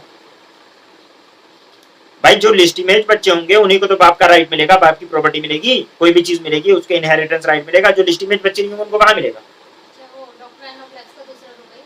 तो ये मतलब ये बदमाशी कुछ ना कुछ करते थे, इनवैलिडेट करते थे क्रिश्चियन रिचुअल से या रजिस्टर करने के लिए, मतलब कहने की बात करते थे। लेकिन गांधी जी ने बोला कि इससे क्या हुआ, ये किसके ऊपर इम्प्लीकेशंस किसके ऊपर पड़ता है? हिंदू के ऊपर पड़ता, मुस्लिम के ऊपर, पारसी के ऊपर। उन सबकी शादियां इलीगल, उन सबकी शादियां इलीगल, और ये शादियां इलीगल, और जो बच्चे उससे पैदा होंगे वो क्या हो जाएंगे? इलिजिटिमेट। अब ये तो इलिजिटिमेट अंग्रेजी वर्ड है ना, तो हमें इतना बुरा नहीं लगता है, लेकिन अगर अब इसी को हिंदी में कोई बोल दे तो कितना बुरा लगेगा, गाली हो जाती है सीधे, है ना। तो एक तरह से वो इंडियंस को अब्यूज कर रहे हैं। तो यहां गांधी जी ने इसका बहुत ज्यादा विरोध किया, सत्याग्रह स्टार्ट किया, कंट्री वाइड सत्याग्रह स्टार्ट किया। उन्होंने कहा अब तो आंदोलन नहीं रुकेगा, ठीक है ना, क्या होगा? आंदोलन होगा और सत्याग्रह होगा। गांधी जी ने स्टार्ट कर दिया, अरेस्ट हुए, फिर रिलीज किए गए, फिर अरेस्ट हुए। मतलब अब सरकार झुके एकदम, बोला कि अरेस्ट करो, तुम ले जाओ जेल, क्या करोगे? अब जब बहुत अरेस्ट किया, फिर रिलीज किया, फिर अरेस्ट किया, सरकार कंफ्यूज। उन्होंने कहा यार गलती से मिस्टेक हो गया, अब क्या कर सकते हैं, ठीक है, चलो बात करते हैं। फिर नेगोशिएशन स्टार्ट हुआ। गांधी जी ने कहा कोई कंप्रोमाइज नहीं, कोई कंप्रोमाइज नहीं, ठीक है ना। गांधी जी ने बोला कि गवर्नमेंट, साउथ अफ्रीका की गवर्नमेंट का मेजर कंसर्न था कि भैया क्या करें, अब बताओ क्या करें। बोला पोल टैक्स हटाओ, ठीक है। बोला कि रजिस्ट्रेशन ऑफ सर्टिफिकेट जो है, जो आप कह रहे हो रजिस्ट्रेशन सर्टिफिकेट वो हटाओ। मैरिज सोलेमनाइज इंडियन उससे है, उसको वैलिडेट रखो, ठीक है ना, किसी भी रिचुअल से हो रही है तो, समझ रहे हो ना। और ये सारी चीजें की, और गांधी जी से मतलब वो बार बार हार गया कि बोले गांधी जी यार आप मानोगे नहीं। और गांधी जी ने कहा तुम क्या करोगे भैया, जेल में ले जाओगे, ले जाओ, कानून तोड़ने में जेल ही तो करोगे, मारोगे, लाठी चार्ज कर लो, ठीक है, और जो करना है कर लो। हम लोगों का जेल का डर गांधी जी ने खत्म कर दिया, समझ रहे हो ना। और गांधी जी ने अफ्रीका से शुरू किया जेल का डर खत्म करना। पहले क्या होता था, किसी के घर में कोई बंदा जेल हो गया, सुनो गांधी जी ने इंडिया में भी यही किया है, और इंडिया में भी यही किया, अफ्रीका से स्टार्ट किया था। अफ्रीका तो नेट प्रैक्टिस है, असल खेल तो इंडिया में शुरू होगा, ठीक है, नेट प्रैक्टिस किया है। लेकिन वहां भी उन्होंने उस लेवल पे नेट प्रैक्टिस किया है कि मतलब अच्छे सिक्स मारे। इन लोगों के डर से, जो जेल का डर होता था ना, एक कम्युनिटी में बदनाम होने का, जैसे किसी का बेटा जेल चला गया तो आदमी को क्या लगता है, अरे यार जेल चला गया, क्रिमिनल है इसका बेटा, तो इसका हस्बैंड, किसी का हस्बैंड जेल चला गया, अरे यार ये तो बड़ा नेगेटिव इंपैक्ट होता है, स्टिग्मा जुड़ जाता है, ये तो जेल चला गया तो क्रिमिनल हो गया। बाद में बच्चों को दाने दिया, तेरा बाप तो जेल गया था तो बाप तो क्रिमिनल है। गांधी जी ने उसका उल्टा कर दिया। गांधी जी ने 1932 में 1930 में जब सिविल डिसोबीडियंस मूवमेंट इंडिया में चलाया है, तो उस समय जिसके घर में कोई जेल नहीं गया था ना, वो मुंह छुपा के घूमता था। लोग प्राउडली कहते थे मेरा बेटा जेल में, पता है। और यहां तक कि ये ट्रेंड इतना चला है कि पुरानी फिल्मों में आप देखो, नेता क्या कह रहा है कि हम आजादी के लिए जेल में गए हैं, गांधी जी के साथ जेल में थे। हर कोई सीना ठोक के कहता था कि मैं जेल में था, प्राउडली कहते थे, क्योंकि जो जेल नहीं गया आजादी के लिए, इसका मतलब वो स्वतंत्रता सेनानी है ही नहीं। मतलब लोगों को शर्म आती थी कि आज मेरे घर का कोई बंदा, मेरा भाई, मेरा बॉयफ्रेंड, मेरा गर्लफ्रेंड, मेरा हस्बैंड, मेरा ये जेल ही नहीं गया, यानी उसने कुछ किया ही नहीं। इतना मतलब फैशन हो गया था जेल जाना। इनफैक्ट ऐसा भी होता था कि जैसे किसी ने कोई क्राइम नहीं किया है, तो हवलदार आया, हवलदार ने बोला भाई किसने तोड़ा कानून, सब बोल रहे हैं हमने तोड़ा, सबने हाथ उठा दिया, हमने तोड़ा, चलो ले चलो। अब वो कह रहा है यार ये क्या, हम सबको कहां ले जाएंगे, तुमने कौन सा क्राइम किया है? उसने कहा कोई क्राइम नहीं किया, इधर आ। उसके कान में रोक दी, तो वर्दी में मैंने तेरे साथ ऐसे कर दिया है, कुछ भी करा, मतलब कुछ भी, एनीथिंग, मतलब बस मुझे जेल ले चलो। ये फैशन इतना ज्यादा था। अच्छा, सरकार भी इतनी परेशान कि जेल, मतलब एक जेल कितने लोग भाई, पक्के जेल है, कितने लोगों को जेल में ले जाओगे भाई? झोपड़ी में रहने वाले, रहने के लिए उनके पास घर नहीं है, झोपड़ी में रह रहे हैं, यहाँ रह रहे हैं, वहां रह रहे हैं, जेल में कितना ले जाओगे? सड़कों पे रह रहे हैं, उनको कहाँ जेल में लेके जाओगे? कितने जेल बनाओगे? आखिर सरकार को परेशान होना ही है। सरकार कहेगी यार अब क्या करें, घरों में अरेस्ट कर दिए, छप्पर में क्या अरेस्ट करोगे, उधर से निकल जा रहा है। तो मतलब कुल मिलाकर गांधी जी ने ये बहुत जबरदस्त प्रैक्टिस किया। जेल का डर लोगों के दिमाग से खत्म हो गया। कोई जेल जा रहा है, जेल इतनी नॉर्मल हो गई ना, इनफैक्ट फैशन तक बना दिया गांधी ने कि जेल नहीं गया बंदा तो वो नेता ही नहीं है, जो जेल नहीं गया वो नेता नहीं है। और इसके लिए वोट मांगते रहे हैं आजादी के बाद तक, बहुत सालों तक, कि हम तो आप लोगों के लिए जेल गए। ये चीज हम गांधी जी के साथ जेल गए, हम इनके साथ जेल गए, हम इतने साल हमने देश जेल में काटे, ठीक है ना। और जेल में ऐसे जाना एक वो फैशन था। उनकी बातों को आज लिखा जाता है कि नेहरू सो रहे हैं, अब मौलाना अबुल कलाम आजाद लिखते हैं कि नेहरू सो रहे हैं आराम से क्योंकि उनकी कौम जग रही है, मैं जाग रहा हूं क्योंकि मेरी कौम सो रही है। मौलाना अबुल कलाम आजाद ने लिखा जेल में, दोनों साथ में जेल में जगाना। तो कुल मिलाकर यह है कि मुझे जगाना है इनको, ये अपने बारे में नहीं सोच रहे। सो बेसिकली ये फैशन गांधी जी का था। गांधी जी ने बहुत सारे ऐसे फैशन इजाद किए हैं। अभी आप देखेंगे कि गांधी जी के फैशन कौन कौन से इजाद किए हैं। लेकिन अफ्रीका से गांधी जी जो है ये सारा करके, अच्छा और डिटेल में भी आप पढ़ेंगे गांधी जी के बारे में, लेकिन अफ्रीका के उस पर ज्यादा क्वेश्चन डिटेल में नहीं आता, इसलिए मैं ज्यादा डिटेल में नहीं गया। मेन बातें बताएंगे आपको। आप ऐसा करेंगे, एक बार गांधी इन अफ्रीका डाल के थोड़ा बहुत जो चीजें उनको देख लीजिएगा और मूवी देख लीजिएगा वाली, तो आपको मतलब एक सीरीज कनेक्ट हो जाएगी आपसे। उसके बाद गांधी जो है वापस आते हैं इंडिया में 1915 में। कब आते हैं? 15 जनवरी 9 जनवरी 1915। 9 जनवरी 1915 को गांधी जी आते हैं। और ये आप फोटो देखिए, गांधी जी को बारातियों की तरह लोग लेने गए हैं, देख रहे हैं आप। मतलब गांधी जी जब आए हैं तो गांधी जी को लेने के लिए पूरा इंडिया इकट्ठा है, क्योंकि Gandhi ji was very famous at the time. मतलब इतने फेमस हो गए थे गांधी जी कि पूरे इंडिया के जितने भी बड़े नेता थे सब गांधी जी को वेलकम करने पहुंच गए थे कि गांधी जी आ गए हैं भाई, कितना बड़ा काम करके आए हैं। गांधी जी बहुत फेमस हो गए थे वहां पे, काम करके वायरल हो गए थे, मतलब आज की लैंग्वेज में, ठीक है। ही वॉज वेरी, और उनका लोग वेट करते थे गांधी जी आप कौन सा मूवमेंट चलाएंगे, आप क्या करेंगे ना। और गांधी जी को एकदम मतलब हर मूवमेंट का लीडर बाद में बनाने लगेंगे गांधी जी। लेकिन बहुत ही ही वॉज सच अ मतलब nice man and he was such a noble soul कि वो गांधी जी जो है ना ऐसे ही कोई सी चीज में कूद नहीं पड़ते थे कि बिना एनालाइज किए बस कूद गए। गांधी जी इंडिया में रहे ही नहीं, पहले लंदन पढ़े बड़े, उसके बाद में फिर भाई साहब जो है क्या अफ्रीका चले गए, वहां से आए 22 साल बाद, तो इंडिया तो कोई ठीक से देखा ही नहीं। गांधी जी ने कहा देखो ऐसे हम आ गए हैं, आप लोग पॉलिटिकल लीडर पहुंच गए लेने के लिए गांधी गांधी गांधी गांधी हैं, लेकिन गांधी जी ने कहा देखो ऐसे नहीं खेल होगा, ठीक है पहुंच गए हम। लोगों ने कहा आंदोलन में कूद पड़ो, होम रूल मूवमेंट ज्वाइन कर लो। उन्होंने कहा ऐसे कैसे ज्वाइन कर लें, let me understand the situation of India then will talk. Gandhi ji ने कहा पहले क्या करेंगे, भारत भ्रमण करेंगे, पूरा देश देखेंगे, भारत दर्शन क्या करेंगे। And this person, this guy change, he change himself to change India. और जब उन्होंने इंडिया को देखा, ठीक है ना, जब गांधी जी ने इंडिया को देखा तो क्या देखा कि भारत गांव में बसता है, भारत इंडिया गांव में बसता है और आधे लोग नंगे हैं जिनके पास कपड़े नहीं है पहनने के लिए, खाने के लिए रोटी नहीं। गांधी जी ने देखा, एक होता है बंदा सिंपैथी रखता है कि वो नंगा है, उसके पास सच में कपड़े नहीं है, वो नंगा है तो उससे सिंपैथी होती है, अरे बेचारा बेचारा बेचारा है।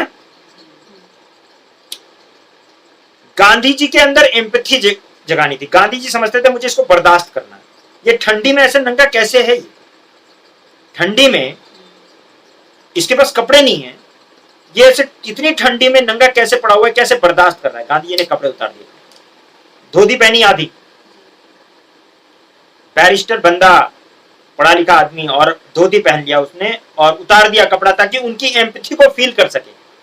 किसकी एम्पैथी को फील कर सके, जिन उनको एम्पैथी कर है, उसके अंदर सिर्फ सिंपैथी ना हो, जिनके पास कपड़े नहीं, उनके तकलीफ को फील कर सके कि ठंडी में उनको क्या तकलीफ होती है, उनको मच्छर काटते हैं तो कैसा लगता है, उनको जो है जो तकलीफ होती है, धूप लगती है तो कैसा लगता है, वो धूप में जलते हैं, उनकी काया तो कैसे जलती है, नंगे पैर चलते हैं तो कैसा फील होता है।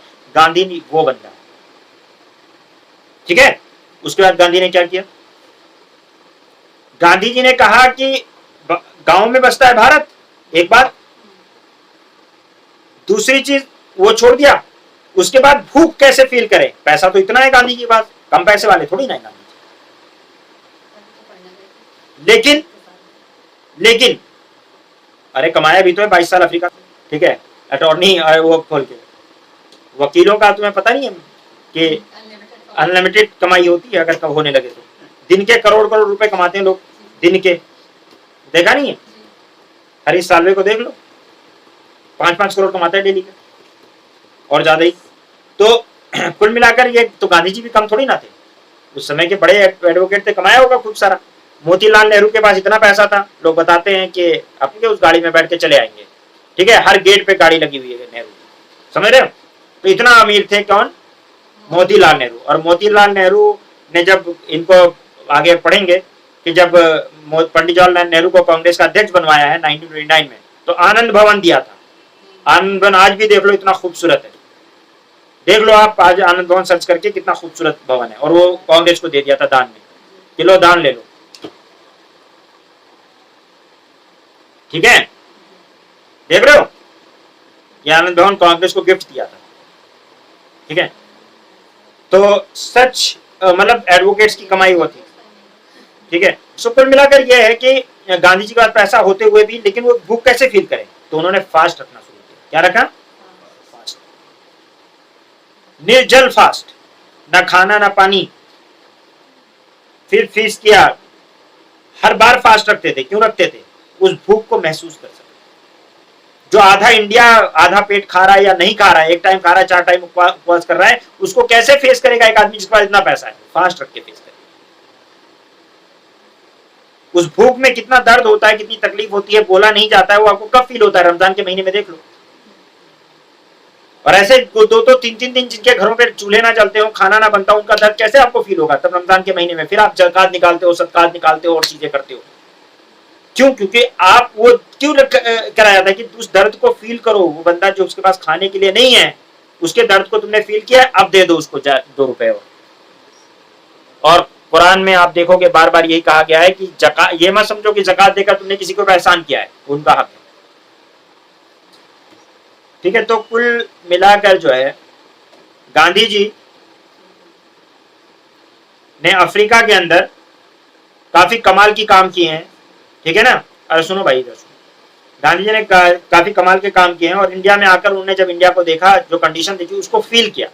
और गांधी जी को मैं आपको एक बात और बताऊं, उन्होंने पहला सत्याग्रह चंपारण सत्याग्रह किया, छोटा मोटा, वो नेट प्रैक्टिस, मतलब यहाँ पे भी इस फील्ड पे कैसे खेलेंगे, इंडिया वाली फील्ड पे प्रैक्टिस किया है। वो छोटा मोटा सत्याग्रह था गांधी जी के लिए। गांधी जी को कुछ लोगों ने बुलाया, राजकुमार शुक्ला वगैरह और लोगों ने, कि चलो आओ गांधी जी, हमारे यहाँ बड़ा दिक्कत हो रही है, इंडिगो सत्याग्रह और इस इंडिगो वगैरह उगाया जा रहा है, दिक्कत है, मैं बताऊंगा आगे, तो चंपारण आ जाओ जरा।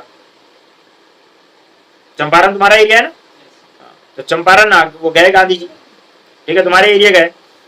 अब चंपारण में गांधी जी इतना शॉर्ट एनालिसिस करते थे ना, स्ट्रेंथ, वीकनेस, अपॉर्चुनिटी, थ्रेट देख के, कि उनको भगाने की कोशिश की वहां के उसने एडमिनिस्ट्रेटर ने, कि चलो निकलो। गांधी जी ने कहा कि ऐसे काम नहीं चलेगा, हम निकलने वाले नहीं। उन्होंने लेटर भेज दिया ऊपर तक, ऑर्डर आ गया कि यार ये क्या हो रहा है, वो ऊपर तक ऑर्डर पहुंच गया, गवर्नर तक। अब समझ में आ रहा है, वहां ऑर्डर आ गया, गवर्नर के सामने औकात क्या है एडमिनिस्ट्रेटर की वहां के।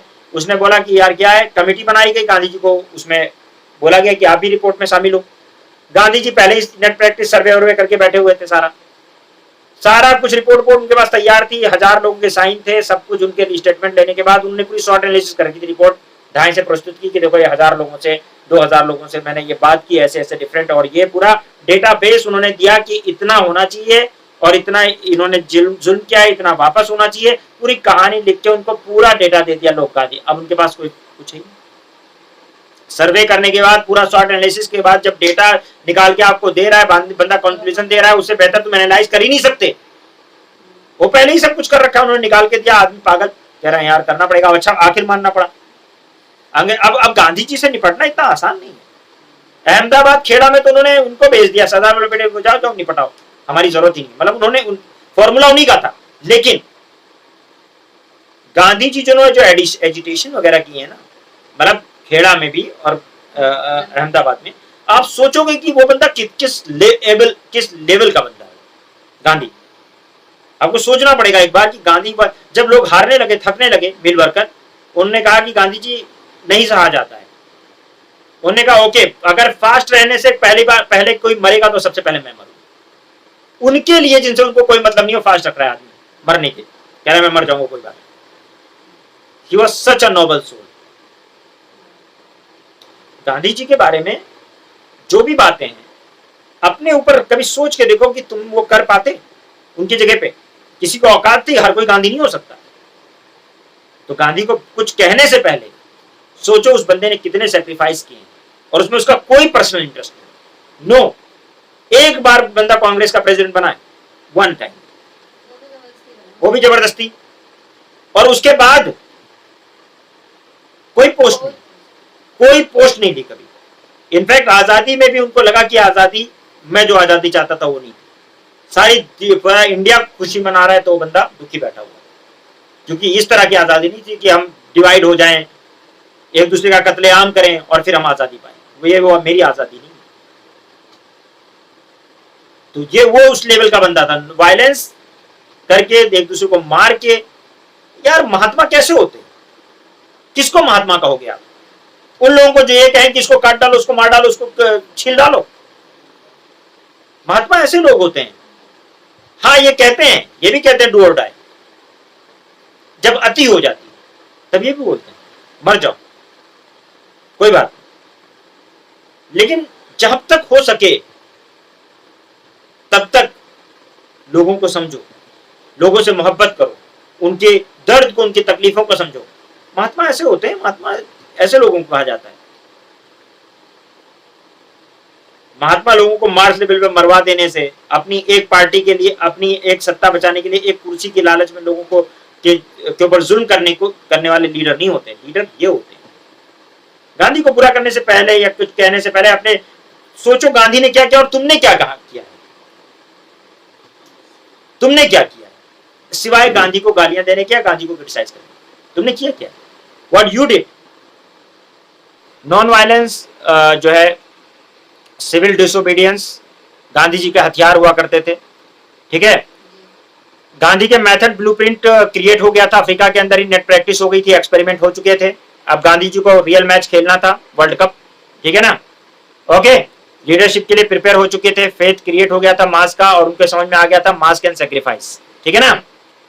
ओके, ऑल इंडिया लीडरशिप उन्होंने बनाई, सोशल बेस बनाया उनका। मुस्लिम, पारसी, सिख, सब अफ्रीका में वो सबके साथ मिलकर काम कर चुके थे। मुस्लिम्स के साथ भी काम किया, पारसी के साथ, सिख के साथ, तो वो सबको समझते थे, सबके सेंटीमेंट समझते थे, और गांधी जी की हर कोई इज्जत भी करता था। ठीक है ना? गांधी की रिस्पेक्ट हर कोई करता था। The hardest way the leadership involve facing. अच्छा, गांधी जी ने सीखा क्या? सबसे बेहतरीन स्टेटमेंट, यहीं पे मैं लेक्चर एंड करूंगा, कल पढ़ेंगे। गांधी जी ने जो सीखा वो हमें भी सीखना चाहिए। The hardest way the leadership involved facing the ire of not only of your enemies, but also your one follower. Gandhi ji को पता था कि जब आप लीडरशिप में उठोगे, सबसे मुश्किल आपको पता है क्या लगेगा? ये नहीं कि दुश्मन आपसे नाराज है, दुश्मन तो आपसे नाराज नहीं, आपके खुद के फॉलोअर्स, आपके खुद के लव वंस आपसे नाराज हो जाए, वो आपसे सहमत नहीं होंगे, वो आपका साथ नहीं देंगे, आपके ऊपर डाउट करेंगे, आपके ऊपर शक करेंगे, आपको लीडर नहीं समझेंगे, आपकी बात नहीं मानेंगे, आपकी नाव में छेद तक करने की कोशिश करेंगे, ट्रेटर्स बन जाएंगे, विभीषण बन जाएंगे, है ना? ऐसा करेंगे। And this is the most, देखो जिन पिलर्स पे इंसान खड़ा होता है, जब वो उसको सहारा नहीं देते, वो कहीं टिकेगा? दुश्मन से तो हर कोई लड़ रहता है, दुश्मन से तो हर कोई लड़ रहता है, लेकिन जिस सहारे पर खड़ा होकर वो दुश्मन से लड़ने की कोशिश कर रहा है, अगर वो सहारा हिल जाए तो तो संभाल पाएगा अपने आप को? कभी नहीं संभाल। एक परिवार, फॉलोअर्स, दोस्त, जो आपने एक सोशल बेस बनाया होता है, वो आपके जो अपने दिख रहे होते हैं ना, जब वो आपको नहीं समझते हैं, जब वो आपको धोखा देते हैं, फिर आप हार जाते हो, फिर आप थक जाते हो, तब आप गिर जाते हो। आपको दुश्मन कुछ नहीं कर सकता, दुश्मन आपको हरा नहीं सकता जब तक अपने साथ, जब तक आप अपने आप को मॉरल सपोर्ट देने के लिए तैयार हैं, जब तक वो आपके कंधे पे हाथ रखने के लिए तैयार हैं, वो कहते हैं कि मैं हूं ना, टेंशन नहीं।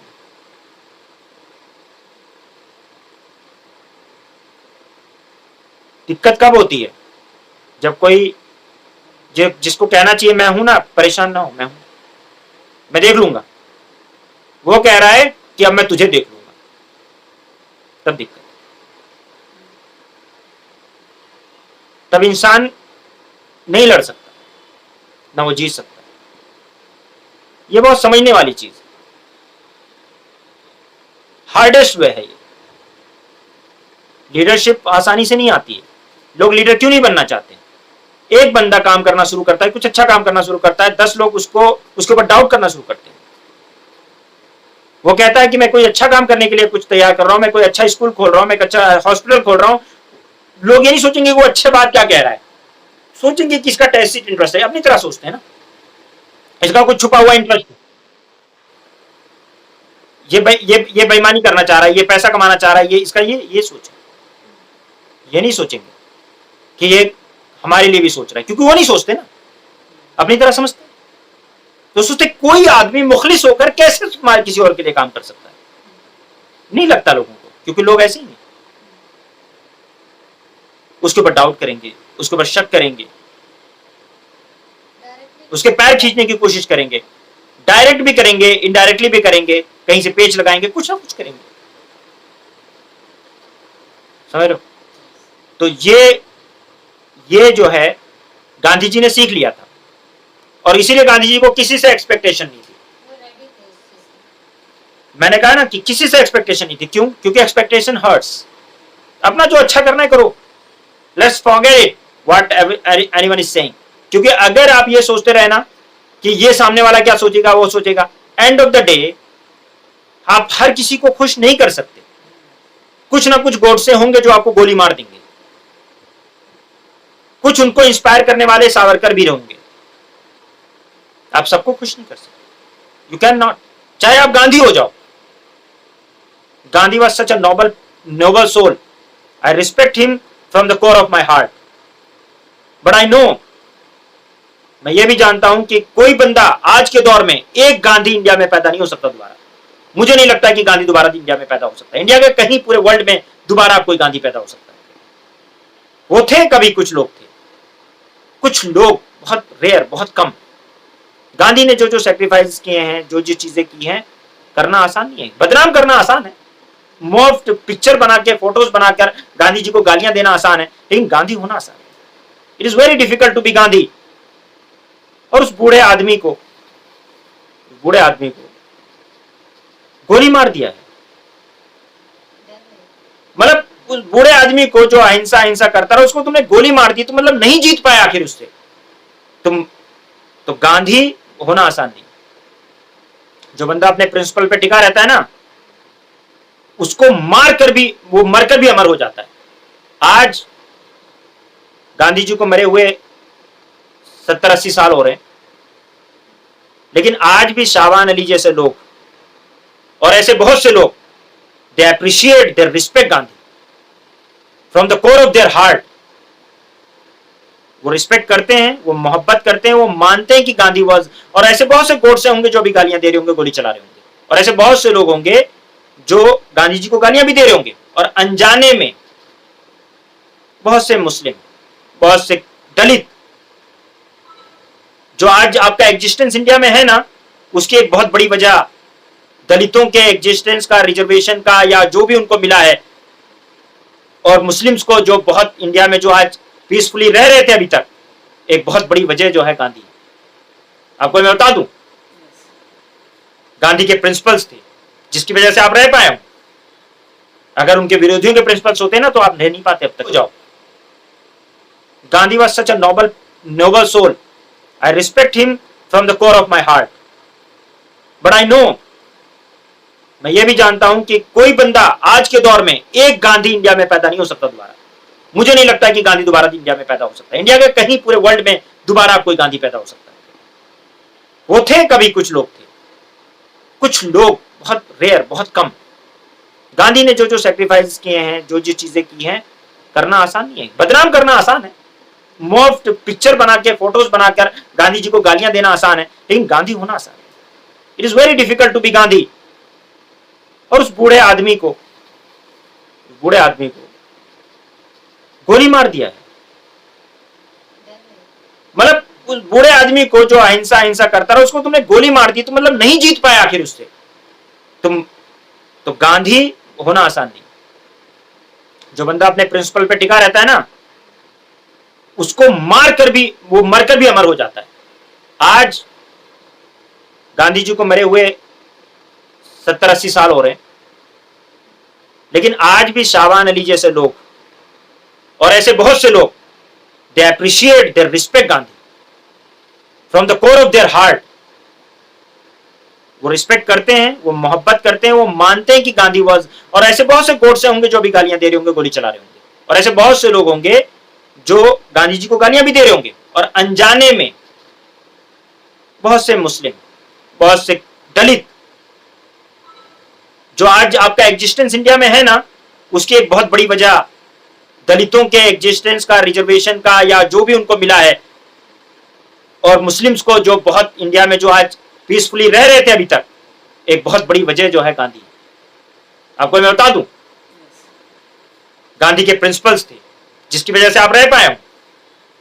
अगर उनके विरोधियों के प्रिंसिपल्स होते ना, तो आप रह नहीं पाते अब तक। ना समझ लोग जिन्होंने गांधी को कभी समझा नहीं, कभी देखा नहीं। अभी गांधी को देखिएगा, उसकी महानता आप देखिएगा, कुछ दिन रुकिए, मैं पढ़ा रहा हूं आपको। वो लोग गांधी को गालियां दे देते, उल्टा सीधा बोल देते हैं। मैंने कई मुस्लिम्स को सुना है, गांधी की ऐसा था, वैसा था, ऐसा था, वैसा था। अरे अपने बाप को देख, तेरे बाप ने कभी अपने बाप को थे बोलते हो ना, कि ऐसे थे, वैसे थे, वैसे थे, बड़ी इज्जत करते हो। तुम्हारे बाप से कहीं ज्यादा उसने तुम्हारे लिए किया।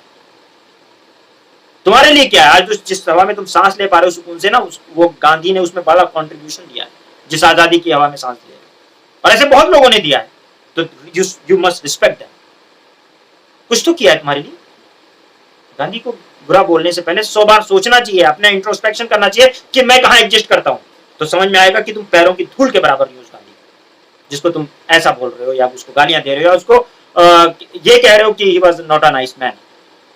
He was such a noble, such a intellectual, such a noble, nice man कि गांधी ने क्या किया? वही तो अपने बाप को जैसे कहते हैं मेरे बाप ने किया ही क्या है मेरे लिए, तो वही चीज है। गांधी ने किया ही क्या है, तुम कर लो। तुम तो अपने बच्चों का पेट नहीं पाल सकते, तुम्हारी औकात नहीं है ठीक से, उनको अच्छी जिंदगी नहीं दे सकते, उनको एक एटिकेट, अच्छा ठीक है पैसा कमा के हो सकता है खिला दो, जहन्नुम की आग से उनका पेट भर दो, हो सकता है हराम भरा हलाल कमा के खिला दो, लेकिन उनकी तरबियत शायद तुम नहीं कर पा रहे हो उतनी अच्छी, जब तुम गांधी को गाली दे रहे हो। इसके मतलब तुम तरबियत नहीं, तुम वो गांधी को गाली देने वाला अपने बच्चों की तरबियत अच्छी नहीं कर सकता, कभी नहीं कर सकता, क्योंकि उसकी आइडियोलॉजी अगर अच्छी होगी तो वो सोचेगा कि उस बंदे ने कितनी सेक्रीफाइसेस की, कितना कुछ किया है हमारे लिए, और हमारे लिए क्या, पूरे देश के लिए क्या है। और गांधी का उसमें क्या इंटरेस्ट था भाई? गांधी को कोई पोस्ट चाहिए थी, उसको प्रधानमंत्री बनना था, ना पैसे का लालच था, ना पोस्ट का लालच था, ना कोई लालच था। उनके गांधी जी के किसी बच्चे को कोई पोस्ट मिली? कोई जिंदा है गांधी के किसी बच्चों को कोई जानता भी है? अरे लड़ भी गए थे, होते होते तो पता चला हार गए। कभी पॉलिटिकल वो बन पाए? लोग नेपोटिज्म बनाते, उन्होंने नेपोटिज्म भी नहीं किया। गांधी के कितने बच्चों को आप जानते हो? ये इंदिरा गांधी, महात्मा गांधी, ये जो इंदिरा गांधी, जो राजीव गांधी, और ये बोलते हैं गांधी जी ने अडॉप्ट, मतलब ऐसे ऐसे बेवकूफ लोग हैं। ये नहीं पता है कि जो क्या नाम है फिरोज गांधी है, ये वो सब पारसी, पारसी लोग गांधी लगाते हैं। फिरोज गांधी को मुसलमान बना दिया, he was not Muslim, he was Parsi, फालतू में फिरोज गांधी को बना दिया। ही वाज अ लीडर, और उसका वो भी लीडर था। पारसी फैमिली, जो गांधी फैमिली थी पारसी, फिरोज गांधी की, वो देवर लीडर्स।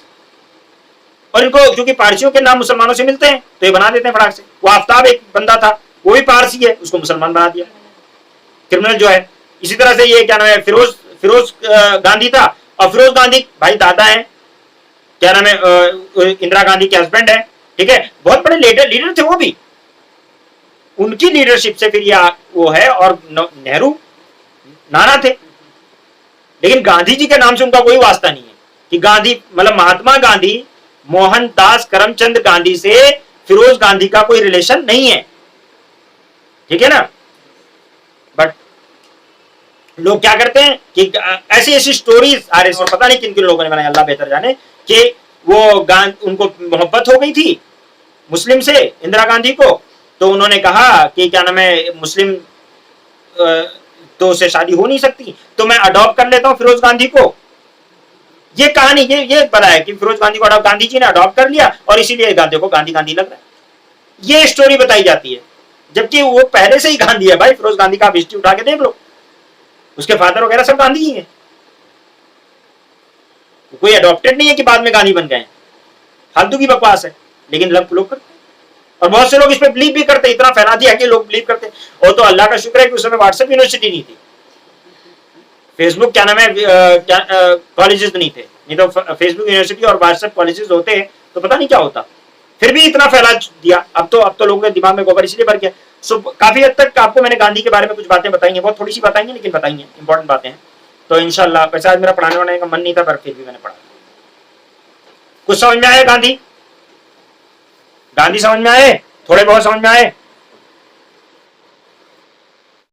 इसकी बात करेंगे आप लोग तो सबसे पहली चीज तो आप सबको मालूम है कि 2 अक्टूबर 1869 को, कहा 2 अक्टूबर 1869 को गांधी जी पोरबंदर के गुजरात के पोरबंदर में पैदा हुए थे। कहा 2 अक्टूबर 2 अक्टूबर 1869 में गांधी जी पैदा हुए थे, कहां पे? पोरबंदर, गुजरात के अंदर, ठीक है, ओके। और 2 अक्टूबर को यूएनओ ने उन्हीं के बर्थडे पर इंटरनेशनल नॉन वायलेंस डे, ठीक है, अंतरराष्ट्रीय अहिंसा दिवस की घोषणा भी की हुई है, ठीक है ना। फादर का नाम मोहनदास करमचंद गांधी, माँ का नाम पुतलीबाई, बचपन से पढ़ते आ रहे हो आप लोग। पॉलिटिकल गुरु जो है उनका गोपाल कृष्ण गोखले। प्राइवेट सेक्रेटरी इनके थे महादेव देसाई, ये याद रखेंगे आप। और ये इन्फ्लुएंस थे किससे? जॉन रस्किन का ऑन टू दिस लास्ट, और उसके अलावा लियो टॉल्स्टॉय से, एमरसन से, और बाइबल और गीता, सबसे काफी चीजों से इन्होंने, अच्छी अच्छी बुक से इन्होंने अपने इन्फ्लुएंस में थे, ठीक है ना। इन्होंने जो है लिटरेरी वर्क जो किया, इसके ऊपर क्वेश्चन आ जाता है। इनका सर्वोदय 1908 में इन्होंने लिखा है, ट्रांसलेट किया है ऑन टू दिस लास्ट को गुजराती के अंदर सर्वोदय नाम से, ठीक है ना। हिंद स्वराज आपको पता है, मैंने बताया था 1909 के अंदर वहां पे जाते हुए लिखा था इन्होंने।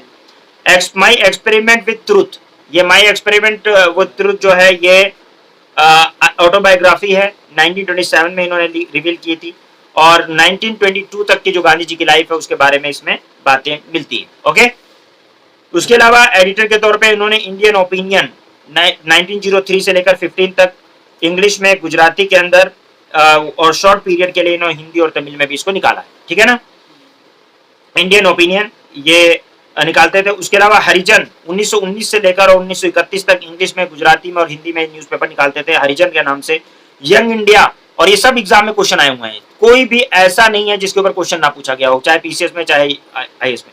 यंग इंडिया 1933 से लेकर 42 तक इंग्लिश और गुजराती में, ठीक है। गुजराती में इसका नाम था नवजीवन, ठीक है ना। ये गांधी जी न्यूज़पेपर निकालते थे, समझ रहे हो।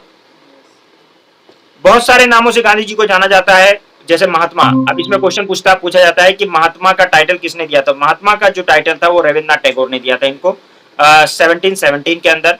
और मलंग बाबा नंगा फकीर, ये इनको जो है नेकेड सेंट, ये जो है आपका कबायली जो थे नॉर्थ वेस्टर्न फ्रंटियर प्रोविंस के, यानी कि जो पाकिस्तान वाला एरिया है वहाँ के जो कबायली थे उनको नंगा फकीर, हाफ नेकेड नंगा फकीर या मलंग बाबा कहते थे।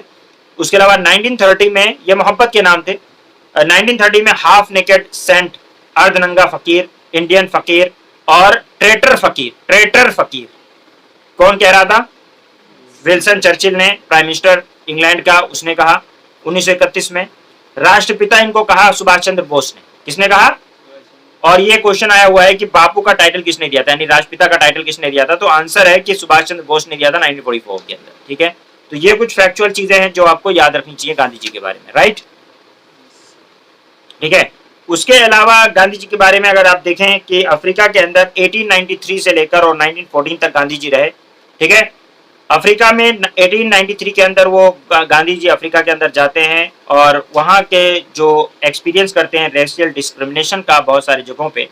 और फेमस इंसिडेंट गांधी जी का होता है जब वो फर्स्ट क्लास कंपार्टमेंट से 7 जून को भेज फेंक दिए जाते हैं, आपको पता है ना। और उसके बाद में जो है वहाँ पे वो जो है आपका पीटर मेरिटबर्ग जो है, मेरिटाबर्ग, ये स्टेशन का नाम है जहाँ पे इनको फेंका जाता है 7 जून को।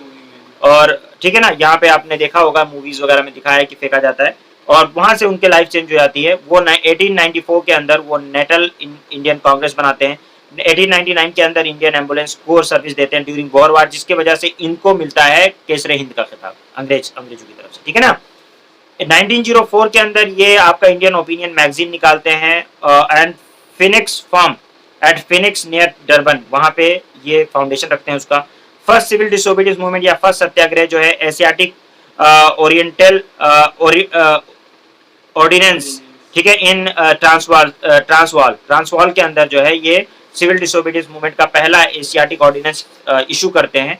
और उसके अलावा सत्याग्रह अगेंस्ट द कंपलसरी रजिस्ट्रेशन ये 1907 के अंदर, ठीक है, पासेस फॉर द एशियन, वो जो ब्लैक एक्ट लेकर आए थे वो लोग, उसको उसके खिलाफ वो बात करते हैं, मैंने बताया था आपको। 1908 के अंदर ट्रायल किया जाता है उनका, इम्प्रिजन में जेल में डाला जाता है। फर्स्ट जेल टर्म इनका होता है 1908 के अंदर, जोहान्सबर्ग में जेल में इनको डाला जाता है, फिर रिलीज किया जाता है। 1910 में ये टॉल्स्टॉय फार्म का फार्म बनाते हैं, जो टॉल्स्टॉय फार्म बाद में गांधी आश्रम के नाम से जोहान्सबर्ग के पास में बनाते हैं और वहां पे गांधी आश्रम के नाम से जाना जाता है, ठीक है ना।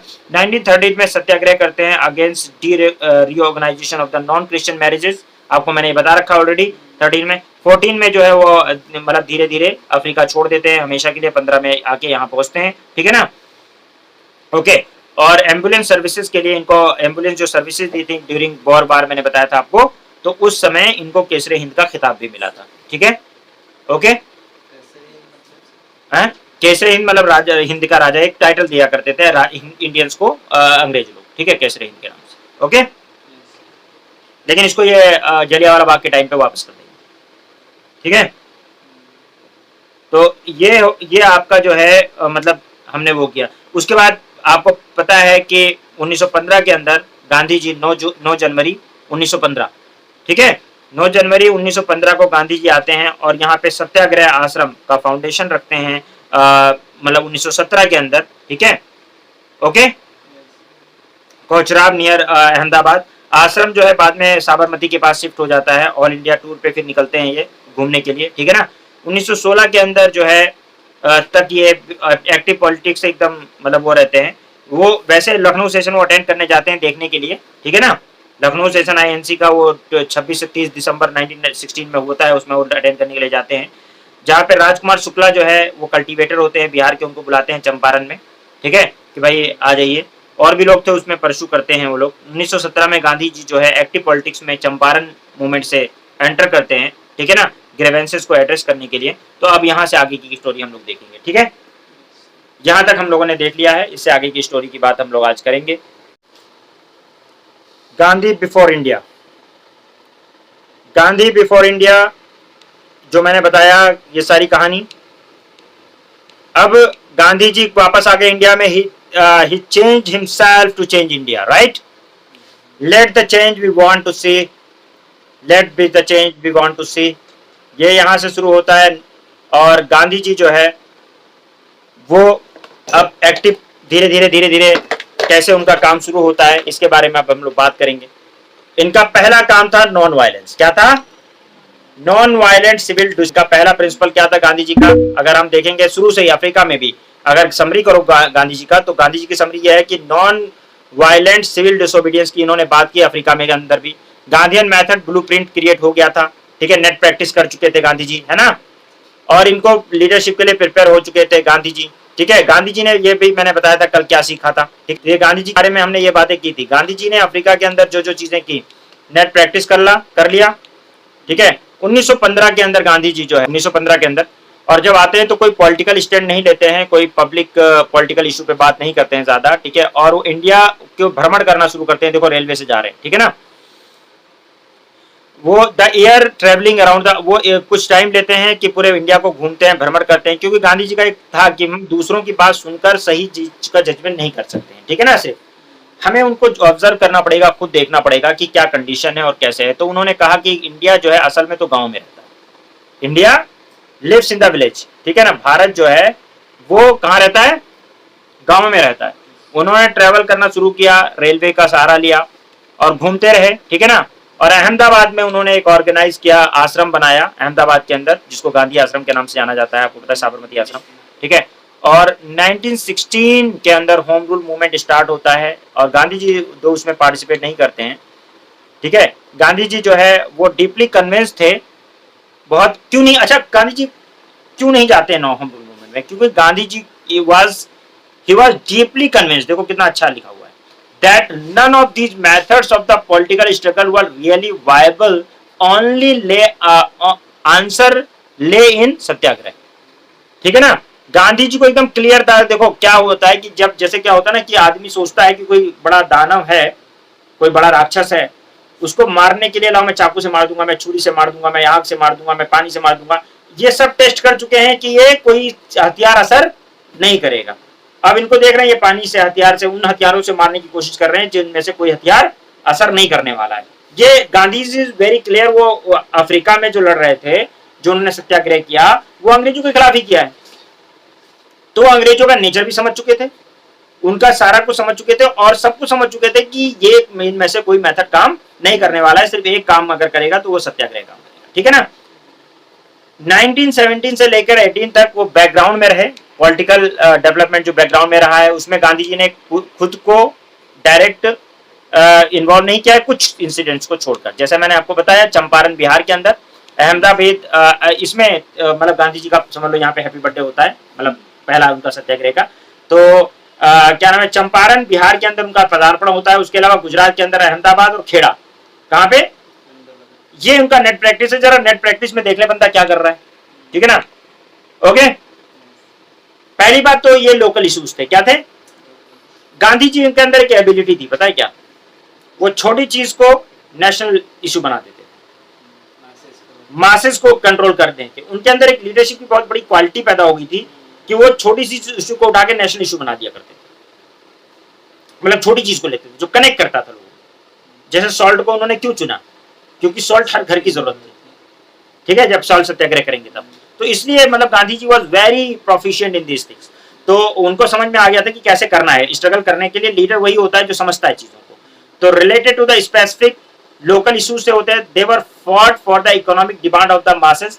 ये जो लड़ा गया इकोनॉमिक डिमांड की बात की, लेकिन इन्होंने लड़ा, देखो कितनी छोटी सी जगह है सर, चंपारण दिख रहा है आपको मैप, चंपारण, यहां पे चंपारण सत्याग्रह 1917 में होता है, ठीक है। कब होता है, अब ये क्या है इसका बैकग्राउंड देख लेते हैं। चंपारण बिहार में है, आपको पता है, और बिहार और यूपी के बॉर्डर को टच करता है, ठीक है ना। आपका कहा जाए तो वेस्टर्न मोस्ट स्टेट है बिहार के हिसाब से, ठीक है, नॉर्थ वेस्ट में उसके, ओके। और चंपारण के हमारे नदीम साहब भी हैं। तो कॉमर्शलाइजेशन जब एग्रीकल्चर का किया अंग्रेजों ने, क्या किया, तो उन्होंने कहा कि इंडिगो जो है, इंडिगो जिसे नील कहते थे, नील की खेती करनी पड़ेगी, नील की जरूरत है, तो नील की खेती करनी पड़ेगी। और लोगों को गेहूं चावल उगाते थे लोग, तो इन्होंने कहा कि भाई नहीं, हम तो नहीं मानते उस चीज को, आपको करना पड़ेगा गेहूं की खेती, उसकी नील की खेती, ठीक है ना। और नील की खेती और उसी को लगान के तौर पे देना है। ये जबरदस्ती क्या उगा रहे हैं, इन्होंने कहा ठीक है सर। 3 कठिया सिस्टम इन्होंने स्टेब्लिश किया। क्या किया, 3 कठिया सिस्टम। 3 कठिया मतलब 20 में से 3 पार्ट जो है एज अ मतलब इंडिगो देना पड़ेगा आपको, ठीक है, ठीक है जी हुजूर देंगे, ठीक है ना, क्लियर है। अब क्या होता है कि इन बिटवीन 1910 के अंदर होता यह है कि जर्मनी के अंदर सिंथेटिक डाई बना लेते हैं लोग। क्या बना लेते हैं, सिंथेटिक डाई। अब जब क्या नाम है, इंडिगो जो कि नेचुरल था उसकी जगह सिंथेटिक डाई, वो भी सस्ते रेट में, जिससे वो नील की बना लिया। सिंथेटिक जब डाई बना लिया जिससे नील की जरूरत खत्म हो गई, इंडिगो की जरूरत खत्म हो गई, और उन्होंने फोर्सफुली बाहर कर दिया इंडिगो को, ठीक है। उसको रेट नहीं मिल रहा है, वो कंपटीशन ही नहीं कर पा रहा इंडिगो। तो लोगों ने कहा यार रेट नहीं मिल रहा, इंडिगो उगाना बेकार है, ठीक है ना, क्या है, ठीक है। और डिमांड है नहीं तो फोर्स मत करो उगाने के लिए, ठीक है ना। तो उन्होंने कहा ठीक है नहीं उगाओ। अब प्लांटर्स सोच रहे थे कि चलो अब तो ऑब्लिगेशन खत्म हो जाएगा कल्टीवेशन को, क्या क्या प्लांटर सोच रहे थे कि अब हमें इंडिगो नहीं उगाना पड़ेगा, हम कैश क्रॉप नहीं उगाएंगे, हम इंडिगो नहीं उगाएंगे, हम अपना खाना गेहूं चावल उगाएंगे, ठीक है ना। अब इन्होंने क्या करा कि अच्छा रेंट बढ़ा नहीं सकते, डिमांड मतलब इन्होंने डिमांड की कि रेंट बढ़ा दो, ठीक है ना, लेकिन प्राइस जिस तरह से बढ़ रही थी चीजें, अगर आप रेंट बढ़ाओगे तो ये फेयर नहीं था, ठीक है, रेंट बढ़ाना। ओके ओके, तो इन्होंने क्या कहा, इन्होंने कहा अगर आप नहीं मतलब इंडिगो नहीं उगाना है कोई बात नहीं, मत उगाओ, लेकिन उसके लिए पैसा दो। फिर जितना इंडिगो नहीं उगाओगे, जितना हमें मतलब इंडिगो से रेवेन्यू आ रहा था, उतना रेवेन्यू अब तुम्हें देना पड़ेगा, यानी ना उगाने का पैसा। ये तो जुल्म है। पहले उगाते थे, वो प्रोड्यूस दे देते थे, अब वो एक तो उनको डिमांड नहीं मिल रही तो इसलिए उगाना भी नहीं चाह रहे, लेकिन उनका कहना यह है अंग्रेजों का कि अगर नहीं उगाओगे तो जितना हमारा नुकसान हो रहा है उधर, मतलब हो रहा था जो फायदा, वो आपको भरपाई करनी पड़ेगी, ठीक है ना। अब इससे लोग बहुत परेशान थे कि यार हम उगा भी नहीं रहे तो हमें एक्स्ट्रा पैसा देना पड़ रहा है, ये दाम भी नहीं मिल रहा और उगा नहीं रहे तो एक्स्ट्रा पैसा देना पड़ रहा है, इससे लोग परेशान हुए वहां के। तो राजकुमार शुक्ला थे, उन्होंने परस्यू किया गांधी जी को कि गांधी जी जो वहीं पे क्या नाम है लखनऊ पैक्ट के टाइम पे, लखनऊ सेशन में चंपारण में बोला कि यार ये मतलब बहुत गलत हो रहा है चंपारण के अंदर, और आप इसको इन्वेस्टिगेट करिए प्रॉब्लम को और इसको कुछ सॉल्यूशन निकाल के दीजिए हमें, ठीक है ना। ओके ओके, क्योंकि ये नहीं ग्रो करने का भी पैसा ले रहे हैं हमसे। ओके, गांधी जी पहुंच गए कहां, चंपारण, पहला यानी ओपनिंग मैच खेलने पहुंचे हैं, ठीक है। ओके, मतलब रणजी ट्रॉफी, ठीक है। अब क्या है, गांधी जी क्या पहुंचते हैं चंपारण में, कमिश्नर वहां का ऑर्डर देता है कि बेटा तुरंत डिस्ट्रिक्ट छोड़ दो, मतलब कमिश्नर ऑर्डर देता है कि जो तुरंत डिस्ट्रिक्ट छोड़ दो, यहाँ दिखाई मत दे जाना। गांधी जी ने कहा कि भैया हम नहीं जाएंगे, because we are on mission. और जब गांधी जी ठान लेते हैं मिशन तो अपनी भी नहीं सुनते थे, सलमान खान के भी बाप हो जाते, ठीक है ना। उन्होंने कहा कि भाई हम नहीं सुनेंगे, ठीक है ना। उन्होंने ये यूपीएससी का क्वेश्चन भी है कि गांधी जी के साथ कौन कौन लोग गए थे क्या नाम है चंपारण, ये क्वेश्चन आया हुआ है, ठीक है। तो इनके सबका नाम याद कर लो, ये 2011 या 12 में आया हुआ है, ठीक है। तो क्वेश्चन ध्यान गया स्टार्ट, तो कौन कौन से लीडर गए थे इन्वेस्टिगेशन स्टार्ट करने के लिए, तो एक उसमें थे राजेंद्र प्रसाद थे, जयवी कृपलानी थे, ठीक है, ब्रिज किशोर थे, महादेव देसाई थे, महादेव देसाई आपको पता है सेक्रेटरी थे उनके, और नरहरि पारिकर, ठीक है, पारिक, ये लोग जो है गांधी जी के साथ गए थे, ठीक है, इन्वेस्टिगेशन के लिए। उन्होंने कहा कि भैया हम आए हैं इसके लिए, ये लीडर चंपारण के अंदर, और हम इन्वेस्टिगेट करेंगे और हम नहीं जाएंगे। ओके, गवर्नमेंट वो मजबूर हुआ, उसने गांधी जी ने अपने लेटर वेटर भेज दिए ऊपर तक, ठीक है ना। तो जब ऊपर तक लेटर पहुंच गए, गांधी जी ने बोला कि मैं इंक्वायरी करके तभी जाऊंगा, तो ऊपर से जो कमीशन बनाई गई इंक्वायरी के लिए, उसमें गांधी जी को भी अपॉइंट कर दिया गया, नॉमिनेट कर दिया गया कि भाई one of the its member, ठीक है ना। गांधी जी पहले ही एविडेंस कलेक्ट कर चुके थे 8000 लोगों का, कितने 8000 पीजेंट्स का वो ऑलरेडी कलेक्ट कर चुके हैं। I have evidence of 8000 peasants, ठीक है। 3 कठिया जो सिस्टम है वो आप फालतू में ले रहे हो, वो एबॉलिश किया जाना चाहिए, गांधी जी ने कहा, ठीक है ना। और ये रिकमेंड किया कमीशन को कि पीजेंट्स को कंपनसेशन दो, peasants should be compensated for the illegal enhancement of dues, जो ड्यूज आपने बढ़ाए हैं उसके लिए कंपनसेशन दिया जाना चाहिए, ये सही है। और Gandhi compromise with the planters, उन्होंने कहा देखो ऐसा है जो प्लांटर्स हैं 25% of money they have taken illegally from the, मतलब जितना ले लिया है अब ठीक है, उसका 25% गांधी जी ने कंप्रोमाइज करवा दिया कि उसका जो इलीगल लिया है उसका 25% दे दो, ठीक है ना। ओके, अब प्लांटर्स जो है, प्लांटर्स कौन थे, वो लोग जो क्या नाम है, जो लोग वो करवाते थे, तो उन लोगों को पता चल गया अब तो हमारा कुछ काम होगा नहीं, तो विद इन अ डिकेड वो प्लांटर्स निकल गए वहां से, ठीक है ना, डिस्ट्रिक्ट से। ओके, उसके बाद में क्या होता है कि 1918 के अंदर अहमदाबाद के अंदर, ठीक है, डिस्प्यूट होता है वर्कर का मिल ओनर के साथ, अंग्रेजों के साथ नहीं है सिर्फ, ये ऐसा डिस्प्यूट है अहमदाबाद के अंदर जो मिल ओनर के साथ है, ठीक है ना। मिल वर्कर चाहते हैं कि 35% इंक्रीमेंट होना चाहिए, ठीक है ना। मिल ओनर कहते हैं उनके सैलरी वगैरह में वेज में 35% इंक्रीज होना चाहिए, और मिल ओनर कहते हैं नहीं 20% से ज्यादा नहीं देंगे, दे सकते, ठीक है ना, क्या नहीं दे सकते। वो लोग प्लेग बोनस मांग रहे थे कि प्लेग वगैरह था तो उसका बोनस दीजिए हमें, ठीक है ना। अब गांधी जी जब ये कन्फ्लिक्ट बढ़ता चला गया तो ब्रिटिश कलेक्टर ने गांधी जी को बोला यार आप प्रॉब्लम सॉल्व कर दो। अब देखो डिस्ट्रिक्ट कलेक्टर बुला रहा है किसको, गांधी जी को, कि यार ये बंदा सोल्यूशन देता है बढ़िया बढ़िया, चलो ये करवा सकता है, ठीक है ना। गांधी जी ने मिल ओनर के पास गए, ठीक है ना, किसके पास गए, persuade to the mill owner and workers to agree to क्या नाम है आपका आर्बिट्रेशन बाय द ट्रिब्यूनल। तो उन्होंने एक वर्कर्स को एग्री कराया कि ट्रिब्यूनल से ये आर्बिट्रेशन करवाओ, ठीक है ना। ट्रिब्यूनल ठीक रहेगा, ट्रिब्यूनल में बात करते हैं। मैटर ट्रिब्यूनल में जाएगा और जब तक ट्रिब्यूनल में मैटर डिसाइड नहीं होता तब तक स्ट्राइक पे रहेंगे। कौन? वर्कर्स। ओके, मिल ओनर ने ऑफर किया 25% बोनस, ठीक है, और नहीं तो कहा कि डिसमिस कर देंगे, कुछ नहीं देंगे, ठीक है, हम तुम्हारे टर्म में एक्सेप्ट नहीं करेंगे। 20% लेना है तो ले लो, चाहिए तो ले लो, नहीं तो वरना नौकरी भी जाएगी, ठीक है ना। कौन कह रहा है? ठीक है, Gandhi ji on the basis of थारो स्टडी, गांधी जी पढ़े बिना कुछ काम नहीं करते थे, बताया ना कि सार बिल्कुल एनालाइज करते थे चीजों को। Gandhi ji on the basis of थारो स्टडी, उन्होंने थारो स्टडी किया और बोला प्रोडक्शन कॉस्ट और प्रॉफिट वगैरह लेकर और लिविंग कॉस्ट सारा हम निकालते हैं, पूरा इकोनॉमी लगा दी उन्होंने, ठीक है ना, और बोला कि जस्टिफाइड डिमांड 35% इंक्रीज होना चाहिए इस हिसाब से, ठीक है ना। गांधी जी ने कहा कि 35% इंक्रीज सही है और नहीं तो वर्कर स्ट्राइक करो, ठीक है, मैं तुम्हारे साथ हूं। क्या हूं? मैं तुम्हारे साथ हूं, स्ट्राइक करो। ओके, वर्कर को क्या कहा? एडवाइस किया वर्कर को भी स्ट्राइक पे चले जाओ, अगर नहीं मानते हैं मिल ऑनर तो स्ट्राइक पे जाओ, ठीक है। तो बापू आंदोलन करते हैं, ठीक है, लेकिन कुछ दिनों बाद वर्कर्स क्या हुआ? Began to exhibit the sign of weakness, decline in the attendance. वो जो सत्याग्रह के लिए आते थे, धरने पे बैठने के लिए, वो लोग धीरे धीरे गायब होने लग गए, क्योंकि सबके पास वो पावर, वो स्ट्रेंथ नहीं होती, राइट। अब देखो गांधी क्या खेलते हैं। After some days the workers exhibit क्या वरीनेस होने लगा, डिक्लाइन होने लगा अटेंडेंस पे, और लोग कह रहे हैं कि बापू हम सब थक गए हैं, ठीक है ना। गांधी जी ने कहा ओके तुम सब थक गए हो, तुम सब थक गए हो, बोले हाँ थक गए हैं। गांधी जी ने कहा कि मैं खुद फास्ट पे जाऊंगा। उनका कोई मैटर है? गांधी को कोई जरूरत है? बोला Gandhi decide to go on a fast, और उन्होंने कहा now I am going on fast on to death, जब तक मर नहीं जाऊंगा तब तक फास्ट करता रहूंगा, ना मानू, ठीक है ना। ओके, इन्होंने कहा अगर स्ट्राइक से कोई मरता है, if the strike led to the starvation he would be the first to strike. अगर कोई भूखमरी से मरता है तो गांधी पहले होंगे जो मरेंगे, ठीक है ना।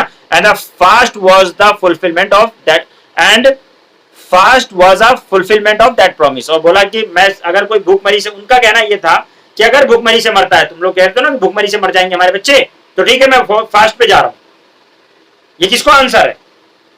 वर्कर्स को आंसर है, प्रेशर है कि अगर तुम लोग भूखमरी के मरने से डरते हो तो सबसे पहले मैं मरूंगा, मैं एक दाना पानी कुछ नहीं खाऊंगा, तुम लोगों को कुछ मिलेगा तो कुछ खा लोगे ना, मैं कुछ नहीं खाऊंगा, मैं फास्ट पे जा रहा हूं। क्या होगा नेक्स्ट? बताओ क्या होगा? Fast has effect of putting pressure on the mill owner, they agree to submit the whole issue to the tribunal. Tribunal को इशू दिया, ट्रिब्यूनल ने अवार्ड किया 35%, क्योंकि गांधी ने थारो स्टडी करके सारे डॉक्यूमेंट पेश कर दिए ट्रिब्यूनल पे कि भैया लो, ट्रिब्यूनल ने डिसाइड कर दिया कि हाँ भैया ठीक है 35% तो गांधी जी जीत गए। समझ रहे हो? समझ रहे हो गांधी जी को? उसके बाद देखिए, मतलब उधर से मना के लेकर आके ट्रिब्यूनल से भी अपना लीगल भी दिमाग लगा रहे हैं, धरना भी दे रहे हैं, सब कर रहे हैं। पीजेंट्स ऑफ खेड़ा सत्याग्रह, उनको एक्सट्रीमली डिस्ट्रेस में थे वो लोग बेचारे, खेड़ा में, खेड़ा डिस्ट्रिक्ट गुजरात का, बहुत ज्यादा डिस्ट्रेस में थे क्योंकि उनका क्रॉप और काम नहीं कर रहा था, और उन्होंने लैंड रेवेन्यू को जो है रिमिशन करने की बात करी, अपील किया कि भैया हमारा खेती वेती नहीं हुई है, हमारा जो है लैंड रेवेन्यू को रिमिशन कर दिया जाए, कम कर दिया जाए, खत्म कर दिया जाए, ठीक है ना, रिमिट कर दिया जाए। तो अंग्रेज सुनेगा जल्दी जब तक प्रेशर नहीं होगा, है नो रेन नो क्रॉप, कुछ है नहीं भैया, लगान दुगना लोगे, कैसे करेंगे, हम मर जाएंगे, ठीक है ना। उन्होंने कहा कुछ नहीं, हमें तो दुगना लगान देना पड़ेगा, ठीक है ना। क्या करना है मतलब, और प्रेशर को सुन नहीं रहे उन्होंने, उनको ये नहीं पता कि अब गांधी है, ठीक है। उन्होंने कहा मैं ग्रास पे भी टैक्स लगा दूंगा, तुम्हारा कुछ नहीं उग रहा, घास उग रही है, घास पे टैक्स लगा दूंगा, ठीक है ना। रेवेन्यू कोड में इफ क्रॉप 1/4 ऑफ द, और जबकि रेवेन्यू कोड था कि if crop 1/4 of the normal yield होती है तो टोटल रिमिशन मिलेगा, ठीक है ना।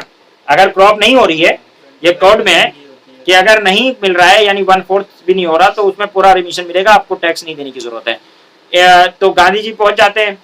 Inquire by the member of the servant of India society Vallabh Bhai Patel, Gandhi ji confirm करते हैं कि जो पीजेंट्स का केस है वो वैलिड है, और फिर गांधी जी एडवाइस करते हैं, ठीक है, ओके, क्या कि advice the withhold the revenue, उन्होंने बोला रेवेन्यू मत दो, किनको बोला? लोगों को बोला कि रेवेन्यू मत दो, ठीक है, टैक्स मत दो, ओके, और बोला कि क्या नाम है, पीजेंट्स को बोला कि fight unto death such a spirit of the क्या नाम है आपका विंडिकेटिवनेस एंड द ट्रेनिंग, मतलब उन्होंने कहा इस तरह की जो सिचुएशन है इसमें आपको लड़ना चाहिए, और कब तक लड़ना चाहिए? फाट ऑन टू दैट। उन्होंने, गांधी ने कहा मैं लड़ूंगा जब तक मेरी आखिरी सांस है इसके लिए, इस तरह की बात थोड़ी ना बर्दाश्त की जाएगी। ओके, तो खेड़ा में 1918 के अंदर in 1918 Gandhi learn that the peasant of Kheda district of Gujarat were extreme distress due to the failure of the crop and that they appear for the remission of the land revenue was being ignored by the government as the crop were less than 1/4 of the normal yield. The peasants were entitled under the revenue code of for the total remission of the land revenue. Gandhi ji को पता चला, गांधी जी ने कहा कि भैया जब case ठीक है तो लड़ेंगे हम। अब गवर्नमेंट को पता था कि गांधी के आगे चलेगी नहीं। Government had issued secret instruction, मतलब सामने सीक्रेट इंस्ट्रक्शन इसलिए क्योंकि सामने से करेंगे तो गवर्नमेंट की डिफीट है। तो जब गवर्नमेंट से आर पार की लड़ाई हो रही है खेड़ा में ना, वहां तो मिल वर्कर से थी, तो उनका अपने प्रेस्टीज पे बात नहीं आ रही थी। यहाँ पे तो गवर्नमेंट की प्रेस्टीज पे बात आ गई, ठीक है ना। तो उन्होंने रेवेन्यू जो कलेक्टर्स थे उन लोगों को डायरेक्ट कर दिया कि देखो रेवेन्यू उन्हीं पेजेंट से लिया जाए जो पे कर सके, अननेसेसरी किसी को परेशान ना करो, नहीं तो Gandhi is there in the picture, right. समझ आ रही बात। और गांधी को तो बहुत अफ्रीका से झेल रहे हैं हम, तो हमें पता है कि मतलब काम चलेगा नहीं। पब्लिक डिक्लेरेशन डिसीजन का मतलब था कि गवर्नमेंट की प्रेस्टीज डाउन हो जाएगी, ठीक है ना। धीरे धीरे जो है जब कलेक्ट करना वो हो गया, मतलब हार्श कंडीशन नहीं अपना रहे हैं, कोई मारपीट नहीं रहा है ना देने पर, तो जाहिर सी बात है कि मूवमेंट का कोई मतलब नहीं रह गया, फिर मूवमेंट विड्रॉ कर लिया गया। गेटिंग, समझ में आ रही बात। तो एक टाइमलाइन देख लें। टाइमलाइन ये है भाई कि गांधी जी पहुंचते हैं 1915 के अंदर इंडिया। मॉडरेट लीडर तिलक उसी टाइम पे, मॉडरेट लीडर तिलक जो एक तरफ गांधी चलेंगे एक तरफ और पूरी जनता चलेगी, अब ऐसी चलेगा स्टोरी, ठीक है ना। 1915 के अंदर गांधी जी पहुंचते हैं कहां पे, इंडिया में, 9 जनवरी 1915, ठीक है ना। और मॉडरेट लीडर तिलक जो है वो जेल से बाहर, मॉडरेट लोग होते हैं, तिलक भी जेल से बाहर आ जाते हैं, ठीक है ना, और मॉडरेट होकर बाहर आते हैं एक तरह से, और होम रूल स्टार्ट करते हैं, होम रूल मूवमेंट स्टार्ट करते हैं। गांधी जी पार्टिसिपेट नहीं करते कि he was convinced that nothing will work, okay. और फिर आखिर में जो गांधी जी ने कहा था वही चीज हुआ, एंड हो गया होम रूल मूवमेंट का, माउंट फॉर रिफॉर्म हो गया, ठीक है ना, कोई फायदा नहीं हुआ रिफॉर्म वगैरह का।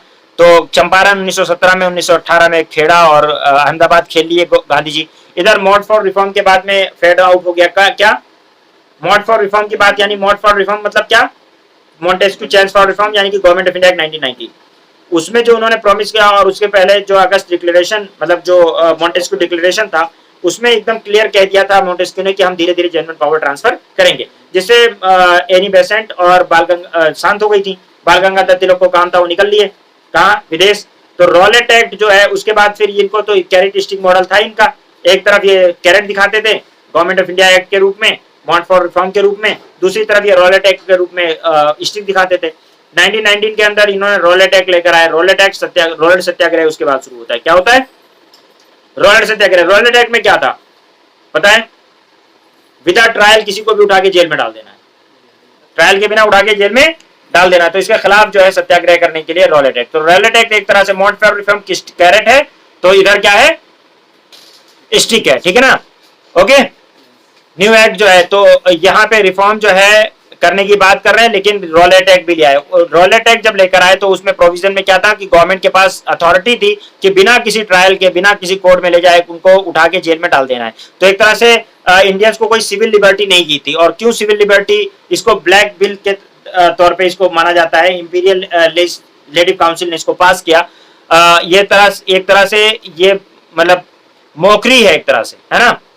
और मिस्टर शर्मा ने इसमें रिजाइन कर दिया था, सोलमेंटली मॉकरी ऑफ द डिबेट। उन्होंने कहा कि ये जो है ना, ये मतलब इंडियंस के खिलाफ है सारे, जैसे आजकल होता है ना कि टाटा पोडा टाइप कि उठा के जेल में डालना शुरू, है ना। तो यहाँ पे गांधी जी ने कहा कि ये तो बहुत गलत एक्ट है और इस एक्ट के खिलाफ सारे नेशनल वाइड प्रोटेस्ट होना चाहिए, ठीक है ना। सत्याग्रह सभा ऑर्गेनाइज की गई, यंगर मेंबर्स जो है होम रूल के उनको गांधी जी ने, ये क्वेश्चन आ चुका है यूपीएससी के अंदर 2013 में या 14 में, दिखेगा कि गांधी जी ने क्या होम रूल मूवमेंट के लोगों को यूज किया था, होम रूल लीग के लोगों को यूज किया था इसमें सत्याग्रह में? हाँ, यूज किया था। ऑर्गेनाइज द, ये आंसर था। तो ऑर्गेनाइज द सत्याग्रह सभा and rope in the younger member of home rule league, इसमें गांधी जी ने यूज किया। उन्होंने कहा प्रोटेस्ट करो, हमें वॉलंटियर चाहिए, होम रूल वाले लीग वाले वॉलंटियर्स हमारे पास आ जाएं। और यही क्वेश्चन पूछा हुआ है, ठीक है ना। क्या करेंगे, क्या कैसे प्रोटेस्ट करेंगे, गांधी जी ने उसका तरीका भी बताया। गांधी जी से क्वेश्चन पूछो, गांधी जी के पास आंसर था। गांधी से पूछा कैसे प्रोटेस्ट करेंगे, गांधी ने बोला स्ट्राइक करेंगे, हड़ताल, नेशनल वाइड हड़ताल करेंगे, फास्टिंग करेंगे, क्या करेंगे, और प्रेयर करेंगे, और दुआएं करेंगे, ठीक है ना, बैठ के।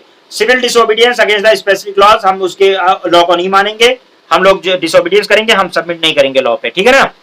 और अगर अरेस्ट कर रहे हैं तो अरेस्ट करें, हमें जेल में डालें, ठीक है। ये रोलर सत्याग्रह शुरू होता है, ठीक है, ओके। और satyagraha was to be launch on, और उन्होंने कहा 6 अप्रैल 1919 के अंदर हम लोग ये सत्याग्रह लॉन्च करेंगे, ठीक है। समझ रहे हो कब लॉन्च होना है। लेकिन उससे पहले क्या होता है, before that there were large scale violence हुआ, एंटी ब्रिटिश जो है डिमोन्स्ट्रेशंस हुए। यानी गांधी जी के मेथड को अभी लोग समझ नहीं पाए। गांधी जी सत्याग्रह कह रहे हैं, ये लोग कह रहे हैं वायलेंस आग्रह, मतलब इन लोगों ने वायलेंस हिंसा वाली चीज कर ली, ठीक है ना। बिफोर दैट लार्ज स्केल पे वायलेंस होता है, एंटी ब्रिटिश डिमोन्स्ट्रेशंस होते हैं, कलकत्ता, बॉम्बे, दिल्ली, अहमदाबाद। अभी लोग किसके इन्फ्लुएंस में है, बाल गंगाधर तिलक वाले इन्फ्लुएंस में, कि प्रोटेस्ट करो, ये करो, वो करो। सिचुएशन जो है वो बहुत ही एक्सप्लोसिव हो जाती है due to the war time repression, force लगा दी जाती है, ठीक है ना। और आर्मी वगैरह बुला ली जाती है, और यहाँ पे प्रोटेस्ट कंटिन्यू रहता है। जलियांवाला बाग के अंदर प्रोटेस्ट होता है। जलियांवाला बाग में क्या होता है, 13 अप्रैल 1919 को बैसाखी का दिन होता है, ठीक है। प्रोटेस्ट लोग कर रहे होते हैं, 2 लीडर्स को इनके अरेस्ट किया जाता है उस समय, उसके स्पीच की वजह से, बोलने की वजह से, सत्यपाल को और सैफुद्दीन किचलू को। ये बहुत फेमस लीडर थे अमृतसर में, ठीक है ना। तो ये पूरे नॉर्थ वेस्टर्न फ्रंटियर में इनका प्रेजेंटेशन था। तो इन लोगों को अरेस्ट किया जाता है। इसके खिलाफ जो है लोग इकट्ठा हो जाते हैं, कहां पे, जलियांवाला बाग में। जलियांवाला बाग में जब इकट्ठा हो जाते हो तो जनरल डायर आर्मी के साथ वहां पे, और आप जब देखोगे जलियांवाला बाग, मैंने फेसबुक पे मेरी फोटोज पड़ी होंगी, क्योंकि जब मैं अमृतसर में था तो जलियांवाला बाग की मैं कई बार गया वहां, तो मैंने फोटोज ली थी। आप देखोगे वहां पे पड़ी हुई है, ब्लड मार्क्स वगैरह भी पड़े हुए, दिखाऊंगा। तो वहां पे एक ही एंट्रेंस है और एक ही एग्जिट है, और चारों तरफ उसके जलियांवाला बाग के बड़ी बड़ी बिल्डिंगें बनी हुई हैं, आप चढ़ नहीं सकते हो। एक ही एंट्रेंस है, उसी साइड से एंट्रेंस करोगे, उसी से एग्जिट करोगे, मतलब उसी साइड से।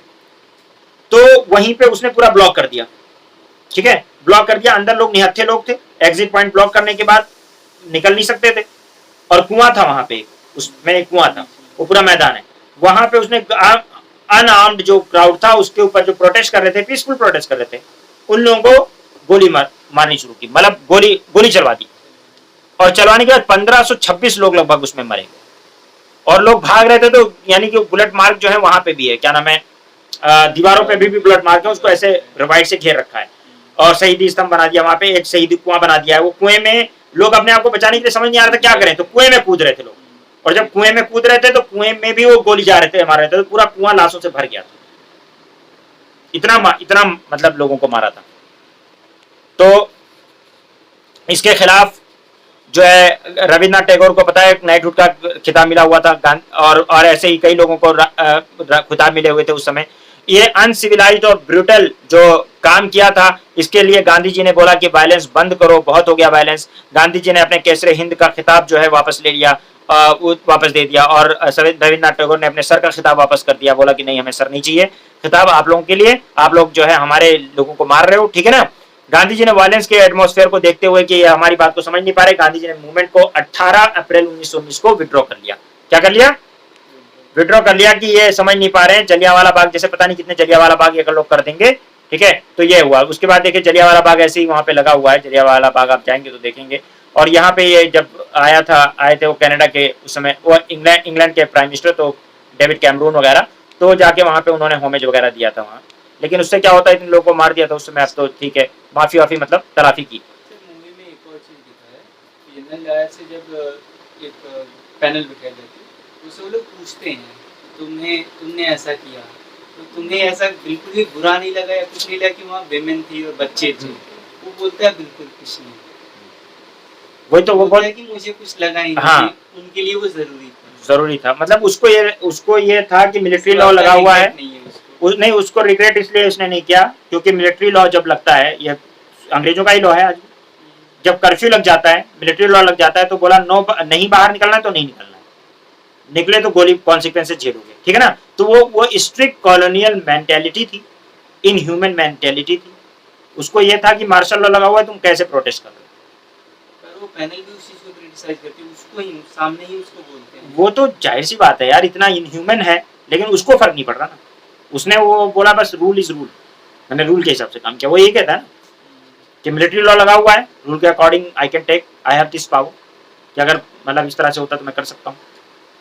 पूछते हैं कि टैंक अंदर नहीं जा पाए क्योंकि एंट्रेंस छोटा था। हाँ, नहीं तो वो तो कह रहा है कि पूछते हैं कि टैंक अगर चली जाती तो तुम टैंक से चला देते, हाँ, मशीन गन चला देते। हाँ। बोलता है हाँ। हाँ, चला देता कहता है वो, उसका स्टेटमेंट है, वो ऑफिशियल रिकॉर्ड में कि उसको कोई रिग्रेट नहीं था। उसके अलावा तो गांधी जी का फिर यहाँ पे देख लें आप लोग कि 1915, 1917 चंपारण, खेड़ा और 18 खेड़ा है ना, और उसके बाद में खेड़ा के बाद में 1900, ये गलती से 1908 लिखा है, मॉड फॉर रिफॉर्म 1919, उसके बाद रॉलेट एक्ट सत्याग्रह 19, उसके बाद में फिर अब आपका खिलाफत एंड नॉन कॉपरेशन मूवमेंट आगे आएगा कि कैसे होता है, वो क्यों होता है, क्या है, ठीक है ना, और चीजें बाकी हम लोग खिलाफत मूवमेंट कैसे शुरू होगा, क्या करेंगे, उस पर हम लोग बात करेंगे। आज के लिए इतना काफी है, आज हमने आज इससे ज्यादा बात नहीं करेंगे। गांधी जी जो है, बस उसके बारे में थोड़ा सा बता दे रहा हूँ कि गांधी जी जो है उन्होंने 3 नेट प्रैक्टिसेस की जो आपको दिख गई, और उसके अलावा गांधी जी ने रॉलेट सत्याग्रह भी किया, लेकिन रॉलेट सत्याग्रह में जो है वायलेंस की वजह से गांधी जी ने इसको वापस कर लिया। अब क्या आएगा, बैकग्राउंड क्या है आगे, कि ये लोग मॉन्ट फॉर रिफॉर्म लाएंगे, रॉलेट एक्ट लेकर आएंगे। अब गांधी जी इस बड़ा मूवमेंट करेंगे जिसको हम कहते हैं सबसे बड़ा मूवमेंट गांधी जी के पीरियड का, one of the biggest movement इस समय, जो अभी तक जितने मूवमेंट के छोटे हैं, अब बड़ा मूवमेंट है, वो है नॉन कॉपरेशन। क्या है नॉन कॉपरेशन मूवमेंट में? वो 3 इश्यूज उठाएंगे, ठीक, स्वराज, अपना राज, खिलाफत मूवमेंट। खिलाफत कौन? टर्की का खलीफा। वो फर्स्ट वर्ल्ड वॉर के बाद, क्योंकि फर्स्ट वर्ल्ड वॉर में टर्की भी लड़ा था, तो जो इस्लाम का, जो मुसलमानों का जो खलीफा था वो टर्की में हुआ करता था, ओटोमन एम्पायर। तो वो जो खलीफा है उसको ये लोग खिलाफत को तोड़ रहे थे, और खिलाफत के इंस्टीट्यूशन को, खिलाफत जो है वो एक्चुअल में रिलीजियस पोस्ट है खलीफा का। उससे मुसलमान बहुत ही ज्यादा सेंटी हो गए थे कि मतलब तुम हमारे खलीफा को, मुसलमान जितने भी हैं वो सब उस समय जो खलीफा है तो उसके अंडर में माने जाएंगे, चाहे वो कहीं भी रहे। तो खलीफा के जो इंस्टीट्यूशन है उसको वो डिमोरलाइज कर रहे थे, जो दबा रहे थे, उसके खिलाफ इंडिया में भी लोगों ने प्रोटेस्ट, मुस्लिम लोगों ने प्रोटेस्ट करना शुरू किया, जिसमें से मोहम्मद अली, मौलाना मोहम्मद अली जौहर और शौकत अली। मौलाना मोहम्मद अली जौहर कौन है? Founder of Jamia, one of the founder of Jamia. Maulana Mohammad Ali Johar road है ना, तो मौलाना मोहम्मद अली जौहर जामिया के फाउंडर में से हैं। जो अली ब्रदर्स का नाम लिया जाता है इसमें, शौकत अली और मोहम्मद अली, उसमें से जो मोहम्मद अली हैं वो मोहम्मद अली जौहर है। मौलाना मोहम्मद अली जौहर, उन्होंने जामिया का फाउंडेशन भी रखी है। इन लोगों ने खिलाफत मूवमेंट को चलाना शुरू किया, अंग्रेजों के खिलाफ प्रोटेस्ट करना शुरू किया कि तुम हमारी खिलाफत को क्यों डिस्टर्ब कर रहे हो, और गांधी जी ने उसको भी उसका सपोर्ट किया। और गांधी जी को, आपको पता है, खिलाफत जो मुसलमानों का सोल इशू है एक तरह से, खिलाफत कमेटी बनाई गई, उसका चेयरमैन पता है किसको बनाया गया? गांधी। जो सोल इंस्टीट्यूशन है मुसलमानों का, उसके चेयरमैन किसको बनाया गया है? गांधी जी को बनाया गया, खिलाफत कमेटी के चेयरमैन। ठीक है, तो गांधी जी की कितनी रिस्पेक्ट करते थे मुस्लिम्स, आप समझ सकते हैं उस समय, ठीक है ना। तो गांधी जो है उनको बनाया गया, और गांधी जी ने इस इशू को लिया। अब इसमें बाद में पूछा जाएगा वेदर खिलाफत के इशू को उठाना है, क्योंकि वो एक रिलीजियस, प्योर रिलीजियस इशू था, गांधी जी की गलती थी या सही था, बात करेंगे। तो खिलाफत एक इशू, स्वराज दूसरा इशू, तीसरा रॉलेट, जो ये क्या नाम है, जलियांवाला बाग रॉन्ग, जो जलियांवाला बाग में गलती हुई, और इसके लिए उन्होंने हंटर कमीशन बनाई थी। जो कमीशन कर रही थी इंक्वायरी, वो थी हंटर कमीशन। एक हंटर कमीशन एजुकेशन के ऊपर थी, हंटर कमेटी जो आई थी, रिपोर्ट आई थी हंटर कमेटी की। यहाँ पे हंटर कमीशन जो बनाया गया किसके लिए है? जलियांवाला बाग में, ठीक है ना। तो हम लोग फिर यहाँ पे इसकी बात होगी। तो ये 3 रॉन्ग याद रखिएगा, बार बार ये क्वेश्चन पूछता रहता है, क्या बार बार आएगा आपके सामने कि नॉन कॉपरेशन मूवमेंट में 3 इश्यूज क्या क्या थे? स्वराज, खिलाफत एंड जलियांवाला बाग रॉन्ग, क्यों? ट्रेडर्स से चलना, उसको करना, ठीक है ना। और सत्याग्रह के लिए अब गांधी जी भी मेथड सिखाएंगे, लेकिन अभी गांधी जी का मेथड सीखना इतना आसान नहीं है लोगों के लिए। लोग वायलेंट हो जाते हैं। गांधी कहते हैं वायलेंस करोगे, तुम एक गोली चलाओगे, एक लाठी से मारोगे, वो गोली से मारेंगे। उनके लिए क्या है? तुम्हारी जान है, उनकी गोली है, हैं? एक गोली की कीमत तुम्हारी जान रह जाती है बस, ठीक है ना। तो इतनी सस्ती तुम्हारी जान नहीं है। तो गांधी जी वायलेंस के इसीलिए खिलाफ होते थे, ठीक है ना।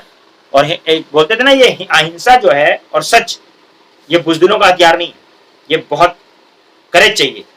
आप ये सच बताओ ना, ये गांधी जी की बात एकदम सही है। आज भी आप देखिए, सच बोलने के लिए कितना करेज चाहिए। झूठ आदमी धड़ाक से बोल देता है, क्यों बोल देता है? बचने के लिए, किसी भी चीज के लिए। सच बोलने के लिए बहुत करेज चाहिए। कहीं पे भी, है ना। बात बनाना आसान है, जैसे आजकल झूठ बोलने की घर पे ट्रेनिंग भी दी जाती है लोगों को, घरों से ही। ऐसे चच्चू पूछेंगे तो ऐसे बोल देना, मम्मा पूछेंगी तो ऐसे बोल देना, सास ससुर जी पूछेंगे तो ऐसे बोल देना। बेटे से ही बताया जाता है कि अच्छा पापा पूछेंगे तो ऐसे बोलना बेटा, ये बोलना। ये नहीं बोलते कि बेटा जो सच है वो बोलना, क्या बोलेंगे, ये बोलना। स्कूल में पूछेंगे तो ये बोल देना। मतलब ट्रेनिंग दी जाती है प्रॉपर कि क्या बहाने बनाने हैं और क्या झूठ बोलना है कि नहीं।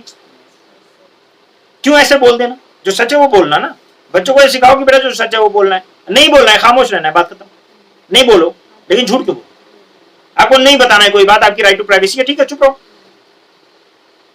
अब मैं पूछूं उसे, नदीम से, नदीम अपनी गर्लफ्रेंड का नाम बता, तो वो उसको नहीं बताना है, खामोश रहे। उसको जरूरी है कि बोले नहीं है, नहीं है, झूठ बोलने की जरूरत थोड़ी ना है। अगर होए, अगर मान लो नहीं है बोल के मतलब झूठ बोल सकता है, इससे अच्छा खामोश रहे और मुझे पूछने की भी जरूरत नहीं है। मतलब एक जस्ट किडिंग, लेकिन ऐसा मतलब है कि आप जो है को कुछ एक तो राइट टू प्राइवेसी के लोगों की रिस्पेक्ट करनी चाहिए। दूसरी बात यह है कि बच्चों को ट्रेनिंग ये नहीं देनी चाहिए कि आप झूठ बोलो, क्योंकि जब आप कहते हो ना ये ऐसा बोल देना, ये कह देना, तो इसका मतलब आप उसको झूठ बोलने की ट्रेनिंग दे रहे हो, है कि नहीं। उसको लगता है कि मुझे ऐसा नहीं ऐसा कहना चाहिए, जबकि हुआ ऐसा था। तो उसका बाप ही तो उसको ट्रेनिंग दे रही है, माँ ही तो ट्रेनिंग दे रही है कि पापा आएंगे बेटा तो ये मत बताना, ये बताना। अरे तुम्हारे घर में भी हुआ होगा, सबके यहाँ होता है, सबके यहाँ होता है, ऐसा नहीं है। मम्मी डर के मारे कि पापा गुस्सा हो जाएंगे, चलो झूठ बोल देना, पापा गुस्सा हो जाएंगे। अच्छा ये डर भी है ना, लोगों को झूठ बोलने पे मजबूर कर देता है। हाँ हाँ, वही है कि ये झूठ, जो डर होता है ना, ये भी कभी कभी झूठ बोलने पे मजबूर कर देता है। जैसे वाइफ है, अगर वो दोस्तों के साथ घूमने पे गुस्सा हो रही है तो हस्बैंड क्या बोलेगा, यार मैं काम से आया हूँ।